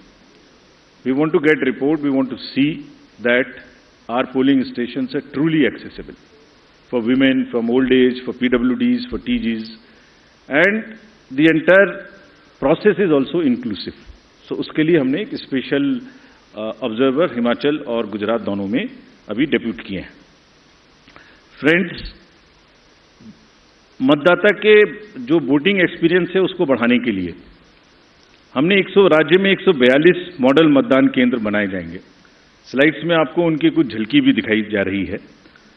सिर्फ महिलाएं, राज्य में कम से कम 1274 polling stations बनाए जाएंगे जहां पर सिर्फ महिलाएं ही तैनात रहेंगी, along with the police personnel also. What you see on the right side, in the 1274 polling stations, only women, polling personnel, police personnel will greet the voters. इसी प्रकार से राज्य में दिव्यांगजनों को मतदान हेतु प्रेरित करने के प्रयास में कम से कम 182 polling stations, which you are seeing on the right side again on this slide, would be manned purely by the persons with disability. As I have said earlier also, एक सशक्त समाज के लिए ये आवश्यक है कि उसके हर वर्ग को बिना किसी बाधा के निर्वाचन में प्रतिभाग करने का अवसर मिले। इसलिए जब दिव्यांगजन निर्वाचन प्रक्रिया से सीधे तौर पर जुड़ेंगे तो उससे हमारे प्रयास को और बल मिलेगा। And this is what, with this objective of inspiring the PWD themselves and also the conveying this message to the society at large, they will be manning the polling stations. Another first time new thing which we are attempting is, जब young voters को voters बना रहे हैं तो हमने हर district में एक booth ऐसा भी बनाया है वहां जहां सबसे कम उम्र के जो एम्प्लॉइज हैं वो ही पोलिंग स्टेशन पे रहेंगे। सो जो भी रिसेंटली रिक्रूटेड हैं हर डिस्ट्रिक्ट में हम इस प्रकार से 33 पोलिंग स्टेशन ऐसे बना रहे हैं जहां absolutely young polling presiding officers, polling parties would be there to greet you. So something like what is being shown here. And this is again with our objective of encouraging the youth, telling them that you are not only have to get registered yourself, you have to manage the elections and you have to come and vote also. Friends, in this respect, we like to give you some unique polling stations also. ECI, as you know, has always been working towards this objective of inclusive and accessible elections. For example, there is no polling station or a building in the polling station 69 Alibad at this Bagra Assembly constituency. So what has been attempted is to convert and people had to come 80 kilometers to cast their vote to a particular station because they were all carried in a bus to another place. So this time a shipping container is being used to serve as a polling station. And with all AMF, all assured minimum facilities being provided in this makeshift one and with 207 voters. Similarly, there are many other examples like where our election machinery is going to last mile to ensure participation. A polling station being set up, which is on the left side, only for one voter. इस polling station में सिर्फ एक ही voter है जो वहीं रहना चाहते हैं, बाहर नहीं आना चाहते। उनके लिए हमारी 15 लोगों की टीम जाएगी और एक वोट लेने के लिए. This is the strength of the Indian democracy. Similarly, polling parties, team has to travel by boat to reach the polling stations in Siabelet Island in Arabian Sea. At the island has no alternative connectivity. Nearest town, Jafrabad, is approximately 15 kilometers away from island, and this has over 832 houses and 4,757 voters, and will go by boat and get the thing. The Commission has set up 3 polling stations in Madhopur, Jamalpur in Gir Somnath district for the Siddhis. There are total 3481 voters, of which 90% are from Siddhi community, and they are descendants of East African people who came to India during 14th and 17th century and resides here, and they are our proud voters. And this is again what the inclusivity in the Indian democracy is about. At the cost of repeating, my friends, I would reiterate, if we, the Election Commission team, put in such concerted effort to ensure a polling station with a 2-kilometer reach for voters, replete with all facilities, तो voters का भी ये जिम्मेदारी बनती है कि वो vote देने के लिए अवश्य आएं. आपके माध्यम से मैं उनसे ये अपील करना चाहता हूं. Now about senior citizens. Commission has also endeavored to bring the polling stations to the doorstep of those voters who face difficulties in coming to the polling stations. This optional facility of postal ballot will be available to all these voters who are 80 plus, PWDs with the benchmark of 40% disability, and if by chance anybody is suffering from COVID. And a polling team comprising of 2 polling officials will go to their houses, which will be videographed, which will be with full security and under full information and knowledge of the political parties and candidates, with an option to accompany them. We will in advance provide a list of such voters who have opted for casting their vote from the comfort of their home, and will also provide them the route chart by which the polling parties will go to get the votes. And they cannot deviate from that route chart, which is displayed in advance. Vote की secrecy को अक्षुण्ण रखते हुए उनके घर से हम vote लेके आएंगे, अगर ऐसा वो अपना ऑप्शन हमें फॉर्म 12D में भरकर देते हैं.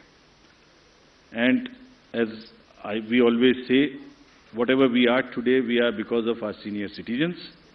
And in this phase, in this round, there are 9.89 lakhs senior citizens, senior voters, 80 plus, और लोकतांत्रिक प्रक्रिया में भाग लेकर वो भारतीय लोकतंत्र को सुदृढ़ करने के अपने जोश और समर्पण से देश के युवाओं के सामने एक उदाहरण पेश कर रहे हैं, और इसीलिए वो युवाओं को भी आगे बढ़ चढ़कर मतदान में हिस्सा लेना चाहिए.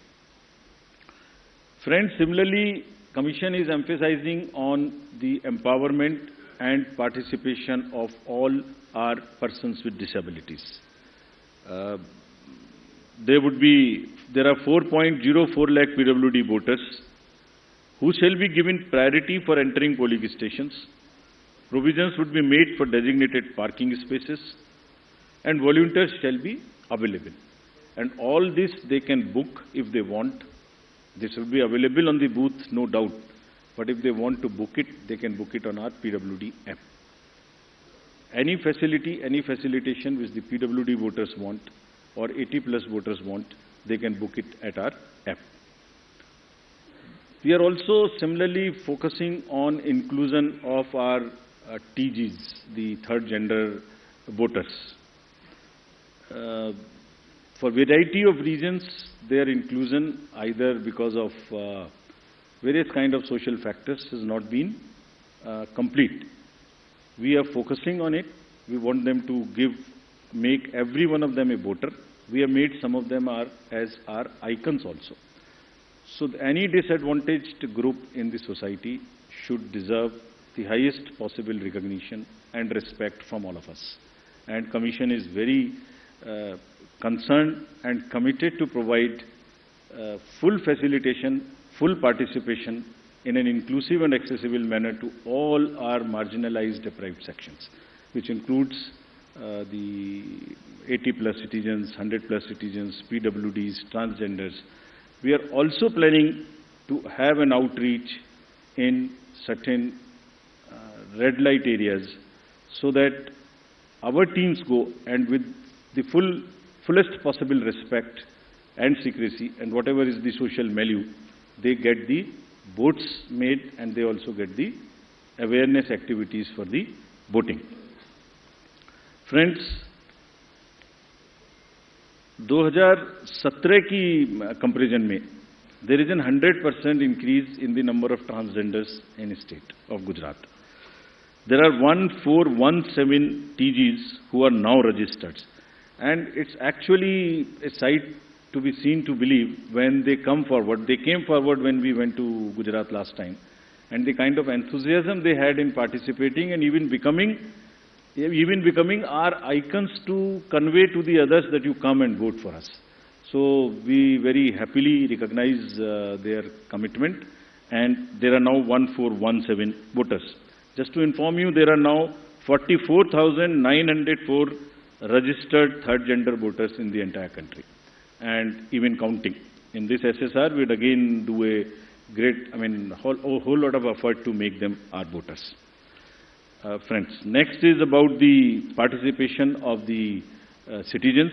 ये पहले भी हम आपको दिखा चुके हैं कि सी विजिल के माध्यम से अगर नागरिक अपनी कोई भी शिकायत दर्ज करना चाहते हैं तो उनके फ़ोन से ही उनका लैटिट्यूड लॉन्गिट्यूड रजिस्टर्ड हो जाएगा, सारी शिकायत वहीं आ जाएगी। अगर नहीं करना चाहते हैं तो अगर लिख नहीं सकते तो एक कागज़ पर लिख के फ़ोटो खींच के अपलोड कर सकते हैं, और जो भी शिकायत वो करेंगे उसकी 60 मिनट्स में एक टीम कॉन्स्टिट्यूट होके जाएगी और विद इन 100 मिनट्स उनको उसका रेस्पॉन्स मिलेगा कि आपकी शिकायत सही पाई गई, आंशिक रूप से सही पाई गई या नहीं पाई गई, और उस पर ये एक्शन हुआ।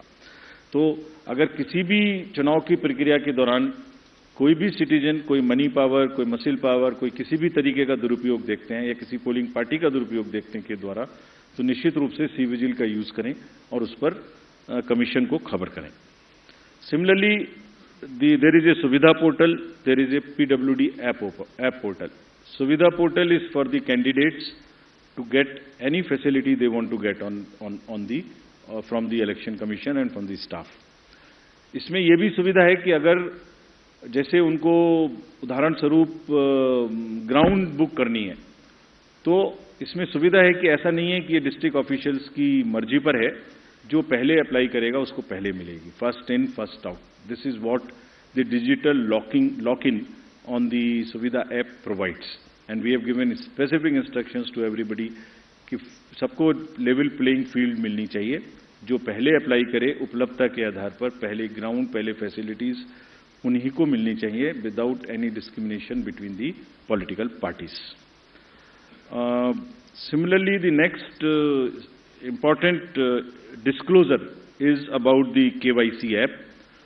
किसी भी नागरिक को, किसी भी वोटर को अपने कैंडिडेट के बारे में कुछ भी जानना है तो जो एफिडेविट नॉमिनेशन के दिन फाइल करेंगे उसकी पूरी की पूरी कॉपी, जिसमें उनकी क्रिमिनल डिटेल्स अगर कोई हैं तो उनके अकाउंट्स की detail, income, expenditure, assets, everything is available on the website, जिसको हमारी वेबसाइट पर भी है, और वो specifically KYC, know your customer, know your candidate. उस नो योर कैंडिडेट में आप उसकी एजुकेशनल कैंडिडेट की क्वालिफिकेशन क्या है, उनका आर्थिक और क्रिमिनल बैकग्राउंड अगर कोई है तो वो क्या है, सब इस पे उपलब्ध होगा। This is all part of disclosure so that voters can take informed choices. और अगर कोई क्रिमिनल बैकग्राउंड है तो कैंडिडेट्स को उसको मैंडेटरीली पब्लिश करनी पड़ेगी एक राष्ट्रीय और एक क्षेत्रीय अखबार में, और सोशल मीडिया पर उनको 3 बार उसकी डिटेल्स पब्लिश करनी पड़ेंगी। और साथ ही साथ पॉलिटिकल पार्टीज को ये भी बताना होगा और उसको पब्लिश भी करना होगा कि वो उन्हें क्रिमिनल के अतिरिक्त कोई दूसरा कैंडिडेट क्यों नहीं मिला। They should give reasons, make it public so that voters know कि उस क्षेत्र में क्रिमिनल बैकग्राउंड के अलावा कोई भी और कैंडिडेट ढूंढने में पार्टीज को क्यों और किस प्रकार से इतनी कठिनाई हुई, ये जरा एक्सप्लेन करना पड़ेगा उनको रीजन से, सो दैट वोटर्स जाने कम से कम कि सिर्फ क्रिमिनल बैकग्राउंड के लोग ही पार्टी को मिल सके. For great emphasis which we want to give, and just to explain to you on the inducement-free voting and expenditure management. There is a zero tolerance which has been conveyed and will be conveyed further, that government machinery has to be absolutely impartial, fair, and provide the level playing field. It's a zero tolerance. This is being conveyed and has been conveyed to all the officials who are involved, be it civil officials, police officers, enforcement agencies. If there is in any instance which is found that there is a violation of this by any officials, we'll deal with this very, very sternly. Similarly, expenditure-sensitive constituencies, there are strict instructions to police, excise department, GST departments, coast guards, income tax, EDs, railway protection force, CISF at the railway station. And let me give you the figures, though they are still increasing and counting. In Himachal elections in 2017, total seizure was 9 crores. It has already crossed 28 crores now, including liquor, mining, and drugs and various kind of things. And still there are 10-12 days to go. We are sure this figure will increase, nothing would move. All the borders and everywhere there is a strict vigilance, and Commission is going to meet all the Chief Secretaries and DGs of the neighboring states of Himachal and Gujarat also, so that the borders are absolutely safe. Nothing moves from the part of those borders in terms of where, if the liquor is cheaper in another place, if there is a provision in one particular place and it comes from the neighboring states, absolutely no leniency on that, and officials have been very, very strictly told about this. Similarly, the narcotics control, and in case of Gujarat, there is a long border of the coast, so coast guards have also been directed and advised that they will keep a very strong vigil on any movement of drugs which is happening, unfortunately, spoiling our youth of the country. It's happening in quite a increased fashion because of the various international factors. However, during the elections, the machinery would be extremely conscious that it does not happen. I would briefly cover about the directions given to the district officials and CEOs about the social media and the fake news. The narratives which get developed, you are all very well aware. At times, उसमें fake news भी हैं, उसमें झूठे एक narratives भी हैं. So, district officials ने सबको social media team अपने यहाँ setup करने के लिए निर्देशित किया गया है. CEO office में भी social media teams रहेंगी. They would keep watch on the fake news which attempt to disturb the peace or swing the thing in one favor or the another. Therefore, whatever strict action is possible under the various sections of IPC, if required, would also be taken. There is also an appeal through you to all the voters. अगर चुनाव के दौरान किसी तरीके की news का प्रचार जो उनको लगता है फेक है, तो कम से कम उसको आगे ना बढ़ाएं. That much discretion और उतना विवेक अपना जरूर पालन करें. Now friends, coming to the schedule.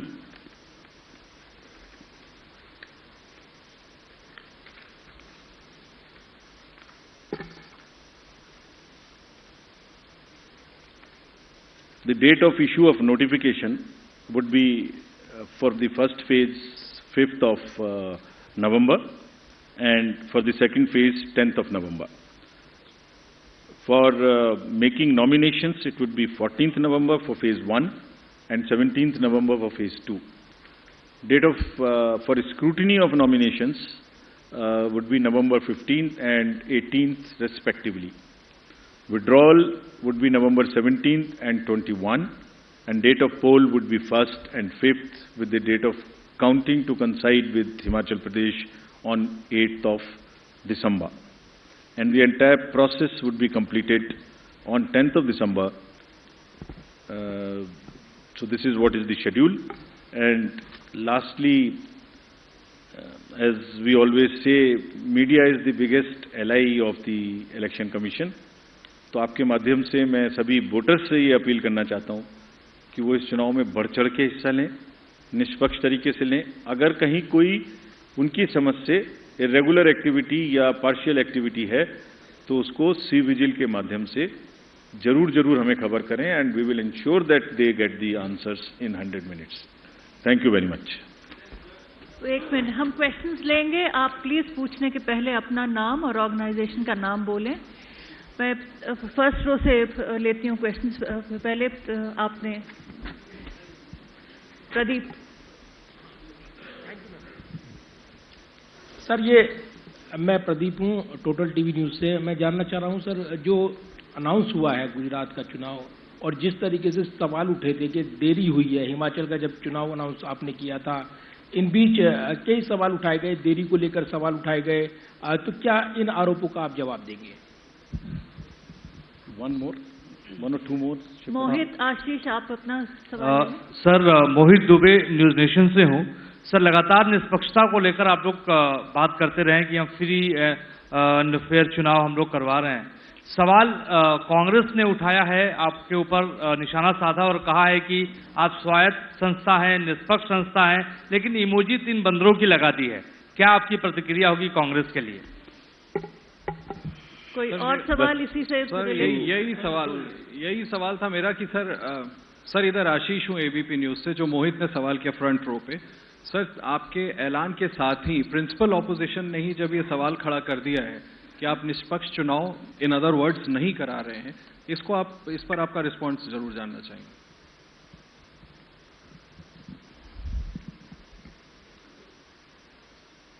बड़े इंपॉर्टेंट क्वेश्चंस हैं जो आपने दोनों मुझसे पूछे हैं, और अगर निष्पक्षता कमीशन की और इंडिपेंडेंस, इस पर मैं आपको संतोषपूर्वक जवाब नहीं दे पाया तो ये हमारे ऊपर ही एक डाउट हुआ। तो इससे पहले आपके प्रश्न पे आऊं मैं। जहां तक डिले का प्रश्न पूछा अभी एक साथी ने, आपको एक्चुअली दी अनाउंसमेंट में बहुत सारी चीजों को बैलेंस करना है, जिसमें there is a tradition of counting it together, there is whether, there is a difference between the date of last term of the assembly, the number of days on which MCC would be introduced. So there are a large number of factors. So there are certain factors which let me tell you in case, this particular case. Announcement जो आज हम कर रहे हैं वो अभी भी last date of जो term है assembly का वो 18th February 2023 में है, उससे 110 दिन पहले है still. It is quite in advance. There is still time. But then it gets constrained by or limited by, or we have to factor in the elections in the other state. Then from counting, 72 days gap between announcement, this is on 8th of December, and the 18th of February. Still there is a 72 days gap.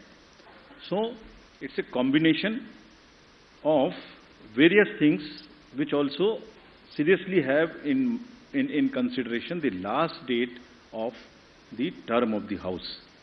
We are well before that. It is well within the factors of consideration, seeing the polls in the nearby states. Now coming to the larger question which you have asked about the independence. So actually इसमें actions and outcomes actually speaks louder than words. तो मैं आपको कितना भी बोल के समझाने की कोशिश करूं, उससे ज़्यादा जरूरी है कि हमारे जो एक्शंस हैं और जो हमारे रिजल्ट्स आते हैं वो सही हैं कि हैं नहीं। अगर हम ये कहते हैं कि हमारे रिजल्ट सही नहीं है जो निकल के आते हैं, तो संभवतः ये इंडियन वोटर का बहुत बड़ा अपमान है। Elections after elections since the country has got independent, large number, 14, 15, large number of assembly elections. Results have shown that at times those who are critical of the commission have got surprising results. I don't want to go into details as to how many times it has happened. लेकिन जो भी party किसी भी कारण से या जो भी कैंडिडेट किसी भी कारण से कुछ सवाल उठाते रहे हैं, जब रिजल्ट आए तो उनको मालूम हुआ अरे ये तो सवाल मुझे नहीं उठाना चाहिए था, ये तो मेरे फेवर में ही रिजल्ट आ गया। हमारे पास इंस्टेंसेज हैं कि चुनाव शुरू होने से पहले लंबी लंबी चिट्ठियां आती हैं कि ईवीएम मशीन्स खराब हैं, इनको बदल दीजिए, तो वही ईवीएम मशीन उसी पार्टी को जिता देती है। फिर वो प्रश्न बंद हो जाते हैं, फिर वो रिजल्ट एक्सेप्ट हो जाता है। चुनाव आयोग की निष्पक्षता, चुनाव आयोग की धारणा, और मैं इसमें कहना चाहूंगा हमारे लिए नई बात नहीं है, ये एक लीगेसी है और ये इतनी प्राउड लीगेसी है इस कंट्री की। जितने भी पूर्व के, आज तो चुनाव आयोग बना नहीं है, जितने भी रिजल्ट्स हमारे पूर्ववर्तियों ने दिए हैं ये उसी की स्ट्रेंथ है। और आपको एक चीज, I wish you were there in this, we could have invited you to the international conference we have on the EMBs a few days back. There are terminologies like democratic recession, democratic backsliding, which are being used world over in the democracies. The election management bodies of the various democracies, including the established democracies, if they don't have election management bodies, so election authorities are facing serious issues of fake narratives. और चुनाव से पहले एक negative माहौल बनाने का जो प्रक्रिया है वो it's a part of it, we are aware. कभी कभी जब क्रिकेट का मैच होता है तो दोनों पार्टी हारने के बाद कोई भी पक्ष एम्पायर को भी ब्लेम करता है। यहाँ तो कोई थर्ड एम्पायर है नहीं जो पीछे जाके हम बॉल बाई बॉल देख सकें, लेकिन जो रिजल्ट निकल के आता है वो इसकी टेस्टिमनी है और ये विरासत है जो हमारे पूर्ववर्ती सभी आयुक्तों और प्रमुख और मुख्य चुनाव आयुक्तों ने बनाई है, which is it, and the results are the biggest testament of the impartiality of the commission. और हमारी ड्यूटी सिर्फ कंबाइंडली यही है कि हम उसको आगे ही बढ़ाएं, कहीं भी स्लाइड ना होने दें। And we are sure that Indian election management body, believe me, whenever we go internationally, I went to World Election Bodies meeting also, India's leadership automatically suo motu gets accepted of the Election Commission in guiding the election integrity. So there are two parts. One is the overall democratic functioning. Second part is the delivering elections, integrity of the election process. When it comes to the integrity of the election process, India becomes the natural choice, and world over, our leadership is accepted. You saw recently in the conference which just got over, Greece accepted co-leadership with us. Mauritius accepted co-leadership with us. IFES accepted co-leadership with us. The dignitaries from world over came, and we are going to do 2 more conferences like this.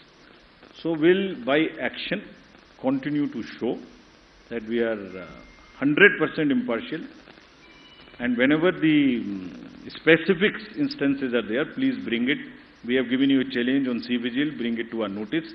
If we do not respond in 100 minutes, then please ask us that specific question. Next question, Aishwarya. Ma'am.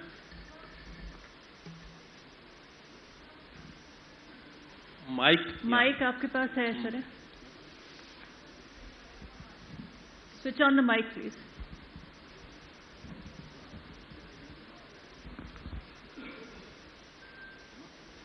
Hello. Hi sir, this is Aishwarya from Aaj Tak. So one of the allegations is कि PM का दौरा था गुजरात में, उसकी वजह से जो चुनाव की डेट थे उनको पीछे खिसकाया गया. इस पर सर क्या प्रतिक्रिया? सर, ये तो हम कवर कर नीरज के इसका जवाब मैं आपको इसको दे देता हूँ. इसका आंसर मैंने मल्टीपल फैक्टर्स के केस में दे चुका हूँ. कितने दिन बाकी हैं, कितने दिन पहले हम अभी भी कर रहे हैं, और ये भी संज्ञान में रखिए कि रिसेंटली एक दुखद घटना भी वहाँ घटी, उस वजह से भी थोड़ा हम लोगों को डिलेट हुआ. आज कल भी जैसे वहाँ स्टेट में स्टेट मॉर्निंग थी, तो it's a multiple factors. Sir Neeraj, news 18 India से, नेटवर्क 18 से.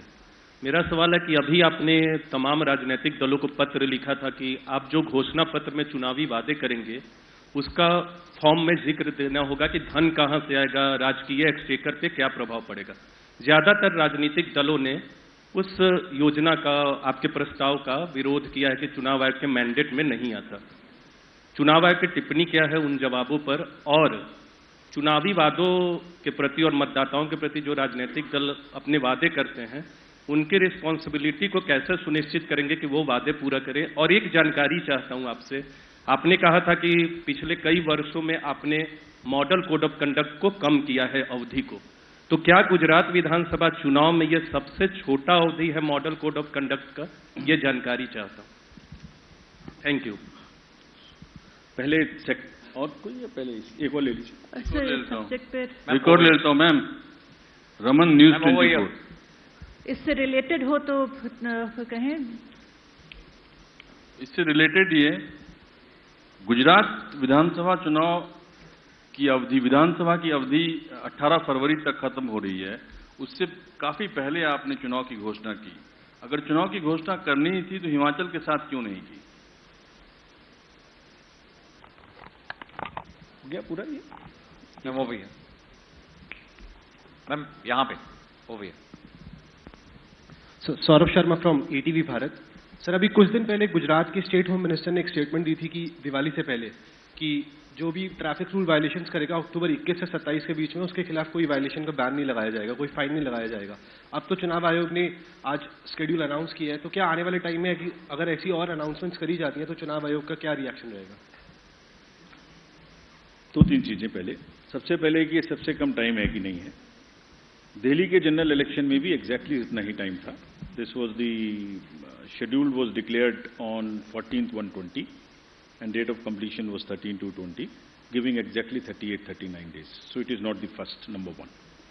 Number two, आपने पूछा था कि हाँ पहले क्यों नहीं किया, तो आप यही प्रश्न पूछ सकते हैं कि जो जनवरी फरवरी मार्च में होने वाले हैं वो उसके साथ क्यों नहीं। ये एक, as I explain to you, there are 3 more चुनाव, 3 और चुनाव होने वाले हैं जो मार्च से पहले पहले पूरे होते हैं। ये फरवरी में पूरा होता है तो ये साथ में क्यों नहीं। सो ये, as I told you, it's a very complex decision making activity which takes into account number of things, including the conventions, including the availability of forces, including the weathers, sees how to club, which to club, what time to club. So it's a variety of factors which I have explained to you, and on that basis it's not the least. Sir, now coming to the matter of manifesto you asked, तो पहली बात तो आज इस conference में उसका विषय नहीं है, तो I wish will talk to you about it in detail some other time. But बहुत briefly, world over you have large number of examples in the democracies जहां पॉपुलिज्म की वजह से, उस तरीके के अनाउंसमेंट्स की वजह से serious macro economic constants and stresses are visible in the democracies. You have seen it in various places. I should not be naming anybody. I can give large number of examples but it's not safe.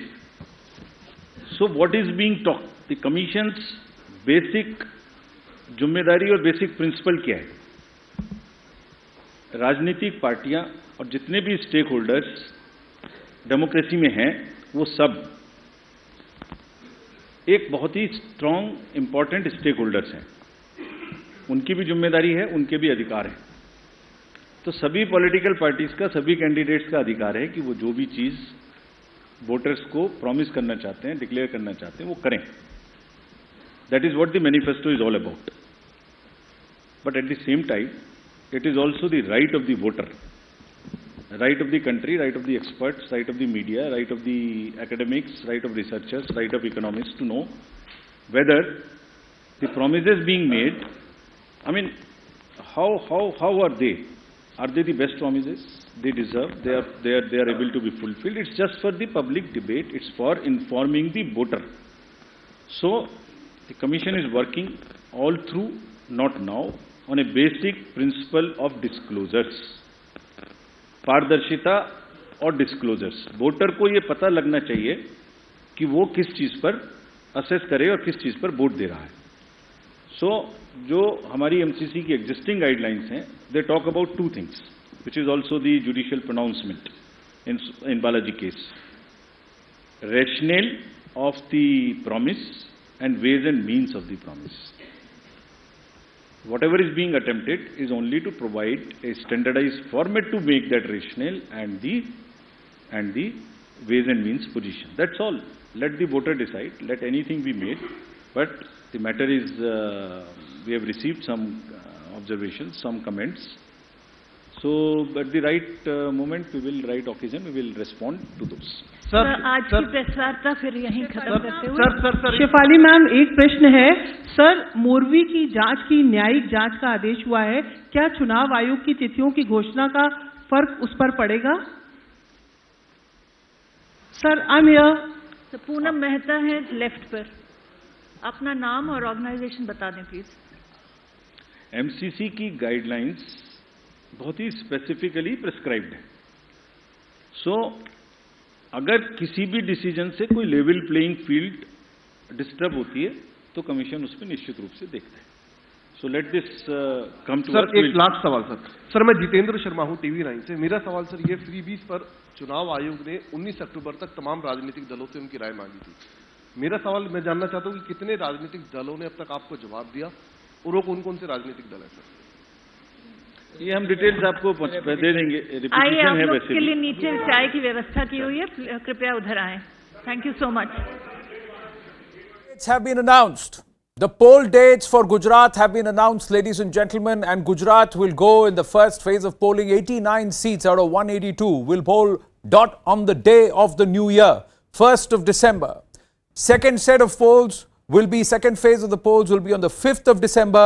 93 seats that go to the polls out of 182. 5th of December, counting day for Himachal and for Gujarat, the 8th of December. The poll panel very, very clear that their entire functioning is 100% impartial. They did say that the Morbi incident did have an impact on the date or the time when they would come out and announce the dates. But they've also said that even as the model code of conduct kicks in, there will be a certain amount of provision kept for the judicial inquiry and the report that comes through on those who had. And if there is a political impact of it, the Election Commission says it will consider. But it says that it has the right to demand from every political party and leader in its manifesto how they are going to deliver the promises that they make. Arunima now joins us. Arunima, so it's two-phase polling on New Year's Day. Gujarat will go to the first phase of polls across 89 constituencies. Yes, New Year's could come a month early for at least some party, and BJP is definitely hoping it will be them. They will celebrate New Year's perhaps on the 8th of December itself. But just to give you a breakup of what are the areas which are going to polls in first and second polls, this is the area in yellow, color-coded graphics given by Election Commission. The entire area in yellow is the area which is voting in the first phase of polls on the 1st of December. This is the area of Kutch, Morbi, which has just faced this incident of bridge collapse, is also going to vote in the first phase. Surendranagar, Jamnagar, Rajkot, Amreli, Junagadh, so Bhavnagar, so all of west and southwest Gujarat, also southern part of Gujarat, which is Bharuch, Narmada, Navsari, Valsad, all of that is voting on the 1st, and then on the 5th, it is the eastern and northeastern part of Gujarat. So the capital city of Gandhinagar, Banaskantha, Sabarkantha, all of them, Panchmahal district, Vadodara, Chota Udaipur, these are the constituencies which will vote in the second phase. And on 8th together, they will decide as to whether BJP will continue to rule Gujarat or new challenger Aam Aadmi Party will make any kind of dent into Congress Party's ambitions there. Well, so departure from the past, if we were to look at 2017 and now, is it similar constituencies or is there a shift in the manner in which the election is moving? Because last time the election started in Surat and this entire belt, Saurashtra, and then it moved towards central Gujarat and north Gujarat. Yes, so this time if you see the central Gujarat area, this is the area of central Gujarat that we are talking about here. here is Ahmedabad, here is Surendranagar. You spoke about Surat as well. So that too is in that area. So in that sense, these are commercial districts of Gujarat, so to say. If you talk about Rajkot, if you talk about Surat, so in that sense, Vadodara also, there seems to be a split. This entire belt is not going at one go. Half of it is voting in phase 1, half of it is voting in phase 2. So that clear demarcation of center, I think, is not there. It's split more in terms of east and west. Yeah, so I think that is a clear distinction there. 1st of December, 5th of December, 8th of December. So 1 month ahead of New Year. That's what the New Year's Day. My apologies, ladies and gentlemen. I got my timelines all warped up there. But 1st of December and departure from the norm. Are we going from west to east? How are the phases looking at this point, Shivani? I think what Arunima said is correct. It is broken a little bit. There are 4 regions that we've divided Gujarat in. So there are almost 3 regions, combination of 3 regions which are going to polls in the first phase. So let me just show you the phase-wise how it's going to move now. You've got, of course, southern Gujarat and all of western Gujarat, which is going to pay polls in the first phase. These are 89 of the 182 seats. This is the result from the 2017 assembly results. So as far as this phase is concerned, the BJP won 48 out of the 89 with nearly a 50% vote share. The Congress 38 with about just short of 42% vote share. Let's go across to phase 2 now. Of course, we've talked about the factors that affect, and now this is obviously all of the central plus the north region of Gujarat. So 93 of the seats are going to polls in the second phase actually. Here BJP 151, 48.8 the vote percent, the Congress 39. Of course, overall the regions, will give you a slightly better picture, Anand. When we have time, we'll break that down. How is this Not different so much from 2012 or is this a departure in terms of south and west going to polls first obviously compared to Surat north? that Maria was talking about. Yes, so it goes in last the time in the first around, phase. the BJP certainly, because Surat was seen to be the troubled district and it has the maximum number of assembly constituencies in fact.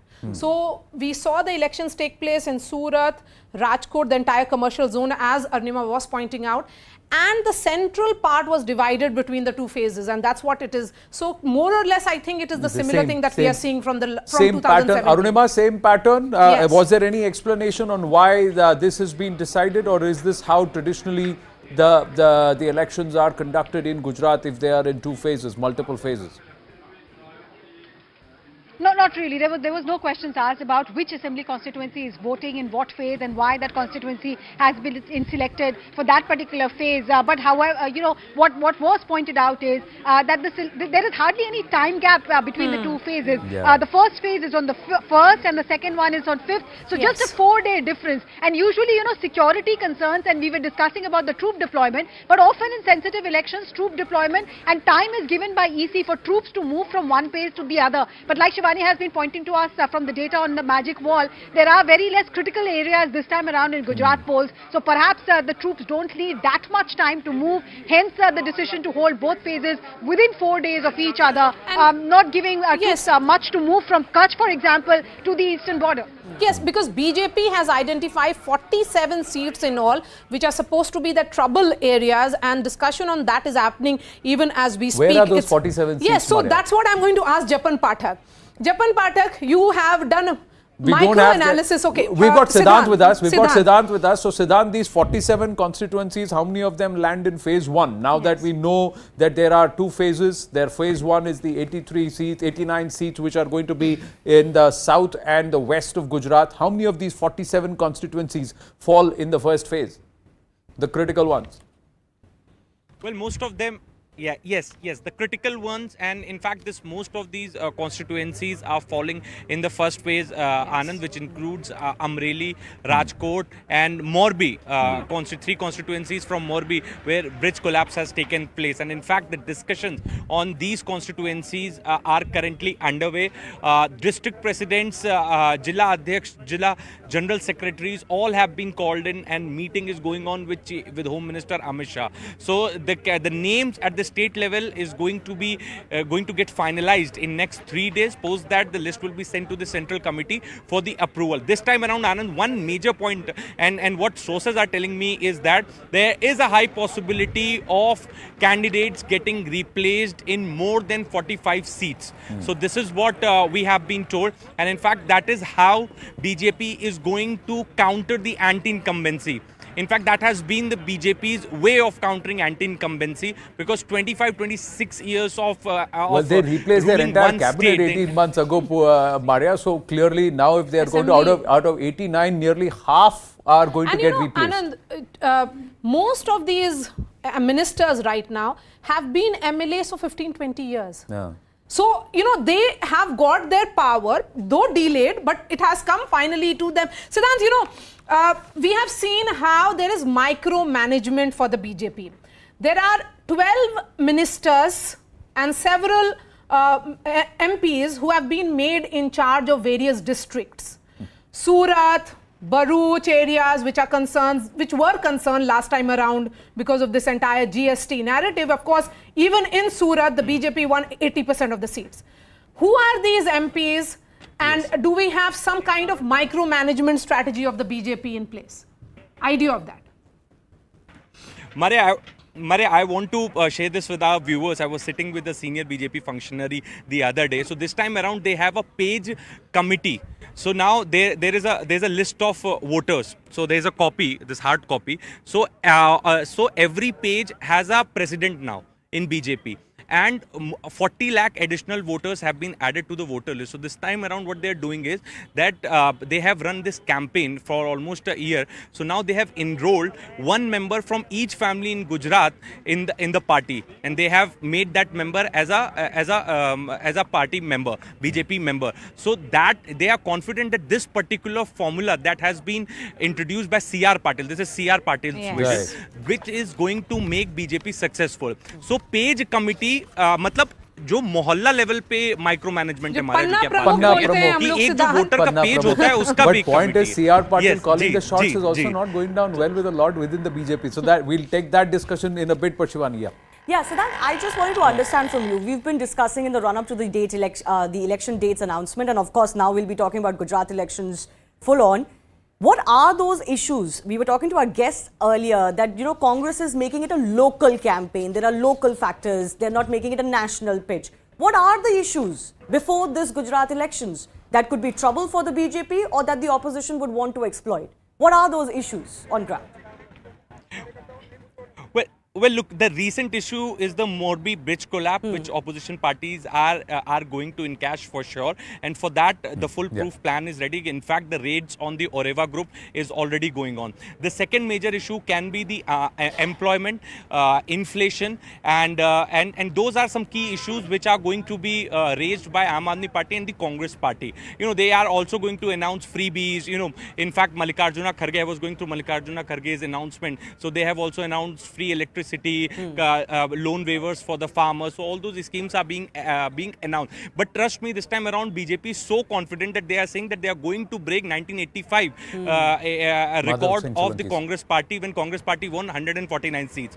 So yeah, Madhav Singh Solanki's record. So they are so confident. They are saying this time around there is no factor. Exactly. As Maria was saying that last time around they said that demonetization has happened, business community is not happy, partidars are not happy. Then there were three leaders, young leaders from the...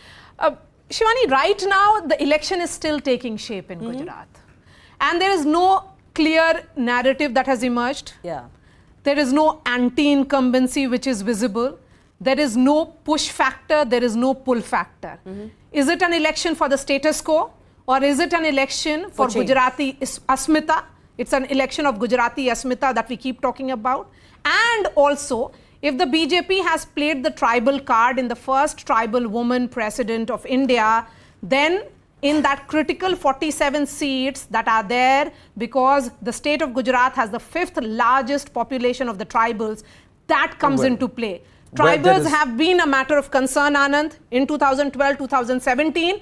Will that work for the BJP? That is the, But for has the that moment, been election addressed has by, not by, taken by shape. the Prime Minister at various levels, and somewhere does it all just boil down to Prime Minister Narendra Modi? Yes. And the fact that the message that he has sent down to the people of Gujarat, that I have not lost sight of you, I have not lost sight of this state, and that started with 18 months ago when the entire cabinet, the government itself was changed from Chief Minister downward. Now we got news coming through after the poll dates have been announced. Arvind Kejriwal has tweeted, the people of Gujarat are ready for a big change, and this time we will definitely win. So Aam Aadmi Party trying to take the early lead and not just announcing the chief ministerial phase, which they are likely to do tomorrow as Arvind Kejriwal lands in Gujarat, but they are already setting themselves up for a challenge. They are saying that we will do, and they're coming out with a certain amount of confidence where they believe that they will perhaps emerge as the principal challenger. The BJP has already brought the Aam Aadmi Party into the discourse with the Prime Minister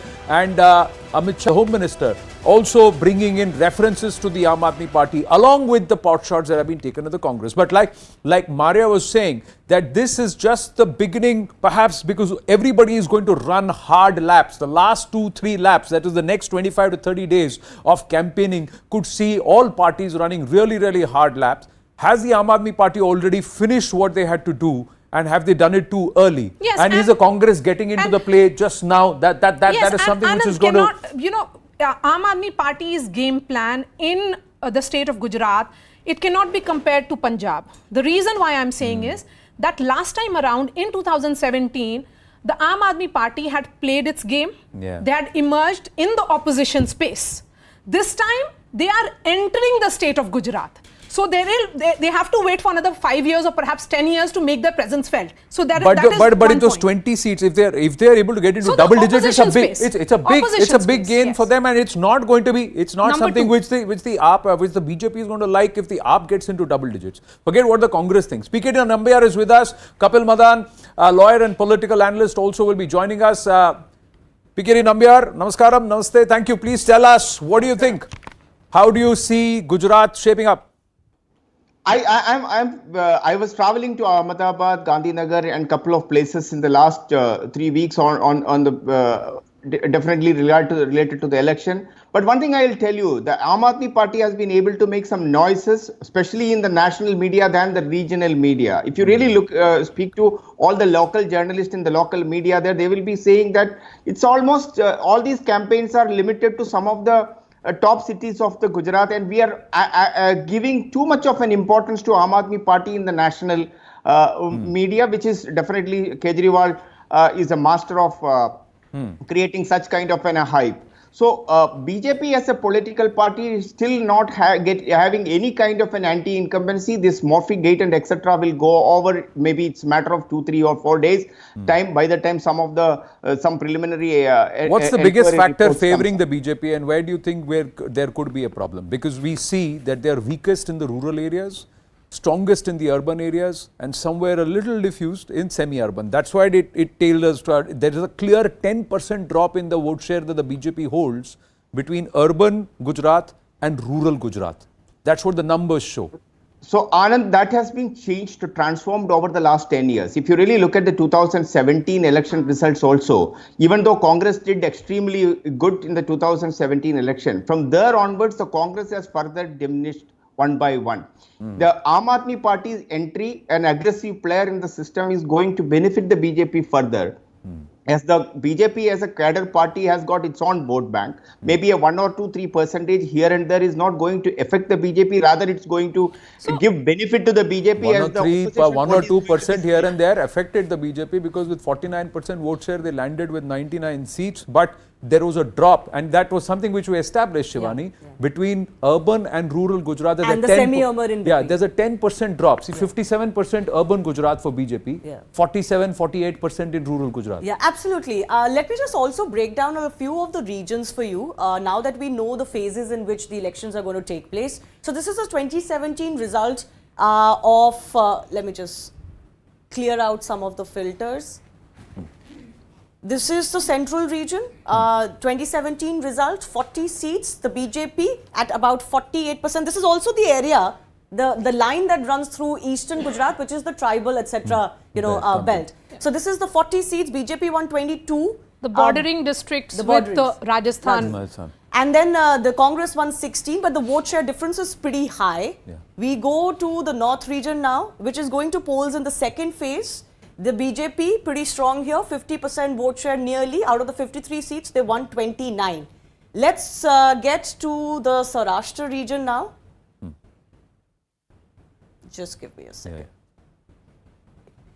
Yep, Saurashtra region now. This is going to polls in the first phase. Here, last time around, the Congress was stronger than the BJP. So the BJP will hope to make the gains back from the Congress. The Patidar factor was at play. That is where, Hardik Patel himself was campaigning and had, the entire movement was happening here. I was in OBC factor as two areas in the last Gujarat elections. One was Surat, as I was mentioning, because the GST and the demonetization factor was the biggest. Can I just say, you were talking about Surat. Even though there was agitation, even though there was a little bit of hesitation and the trader community was upset, they didn't know what lies in store for them, I didn't sense that they were looking for an alternative, which showed in the last result. Exactly. The other area I was in was actually Hardik Patel's constituency, where obviously he was a big figure. But remember, the results were not that great for Hardik Patel. But I'll just go through the last... Hardik Patel pulled crowds. I was there in that bike rally and I was... the kind of crowds that he pulled was phenomenal. He was a big name, big draw. But the results didn't quite come in favor of the Congress party, of that so-called Patidar agitation because of that. So he was not that happy in that. And this is the final South region. This goes to polls in the first phase. 25 out of the 35 seats the BJP won. Their strongest here. This is where Surat comes as well. So their vote share is pretty high. And the gap is nearly 18% here, Maria. If you were to see the first two regions, when you looked at central Gujarat and there is North Gujarat. So there is a 6% gap between the Congress and the BJP. It evens out when we come to Saurashtra as far as 2017 is concerned, when Congress and BJP are neck and neck. The moment the vote share closing in happens, despite the BJP pulling a little more, Congress tends to gain more seats, or the opposition is gaining more seats. This time around, where do you think the BJP will struggle? Is it going to be the same North and Central Gujarat? For the moment, after having not visited the ground, and PKD Nambiar, we have often seen that fatigue becomes a factor. But election after election, state after state, we have seen increasingly, when you talk about the BJP, fatigue is not really a factor anymore. What is the reason, what can be the reason that will push the, the supporters and the voters of the BJP away from them? Is there some pull factor at all in these elections? Well, Maria, I'll tell you, as you said very rightly, that the fatigue is always a reason after 10 years of, if you really look at it from the last 30 years, most of the governments failed. They have been given at least a second chance if they are fairly performing. But the Gujarat is a very classic example of zero fatigue, zero anti-incumbency, because it's a most developed state. The party, not only under the regime of Narendra Bhai Modi and even the others, they have performed very well, and they have always, you will find most of the time the Gujarat is always talking about prosperity, new development, new projects. Even in the last 3 months, have you seen, except this particular 1 or 2 incidents, other than that, you will always find Gujarat is in the positive news.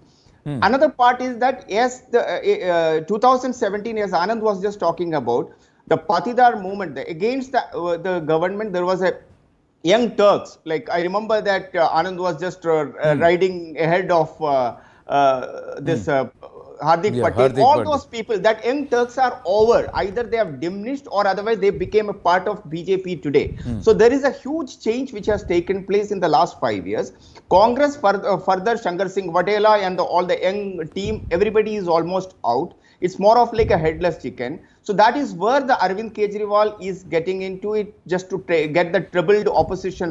See, Arvind Kejriwal may be wanting to make space as the alternative to the Congress or the space of the opposition. Now, what the BJP tried to do in Bengal from 7 to 77, the Aam Aadmi Party made, or what the Aam Aadmi Party was able to do in Punjab in 2017, they may do it now in Gujarat. But Kapil Madan is here. Kapil Madan, where do you think will be the opposition's play? Can they stop the BJP from crossing 150?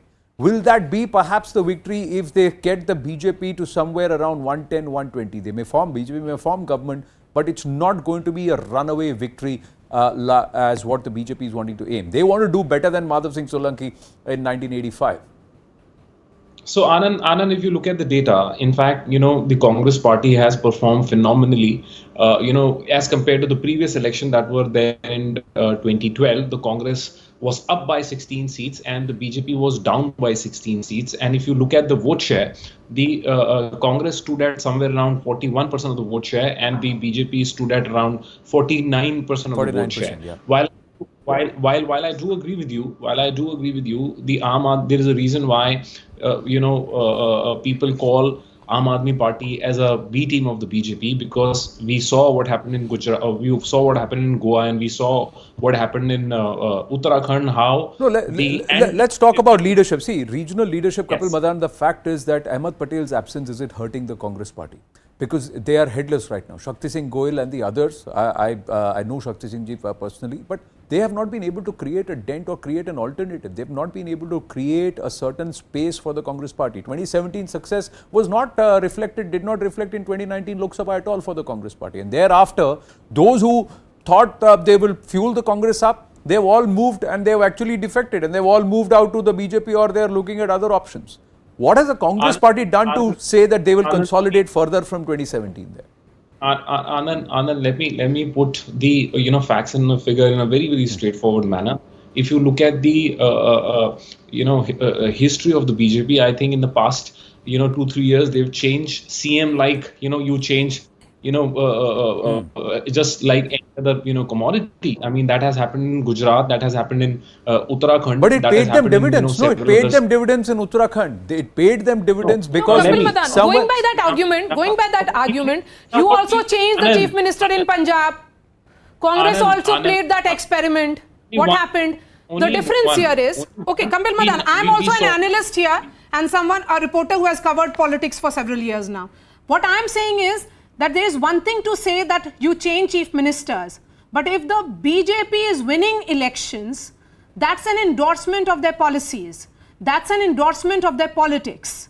So the question is, if you experiment in changing chief minister the way you did in the state of Punjab, it didn't give dividends to the Congress, then why blame your political opponents who are ensuring that you may have changed 3 chief ministers in a matter of 6 months in the state of Uttarakhand, but you won the state?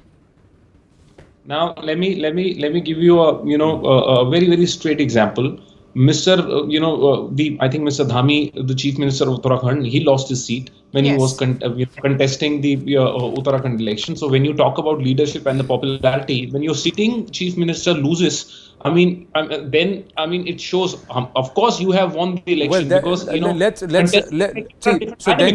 then you should say a lot about what happened in Bengal, where the sitting chief minister lost in Nandigram. So I'm saying the party won, right? The party won.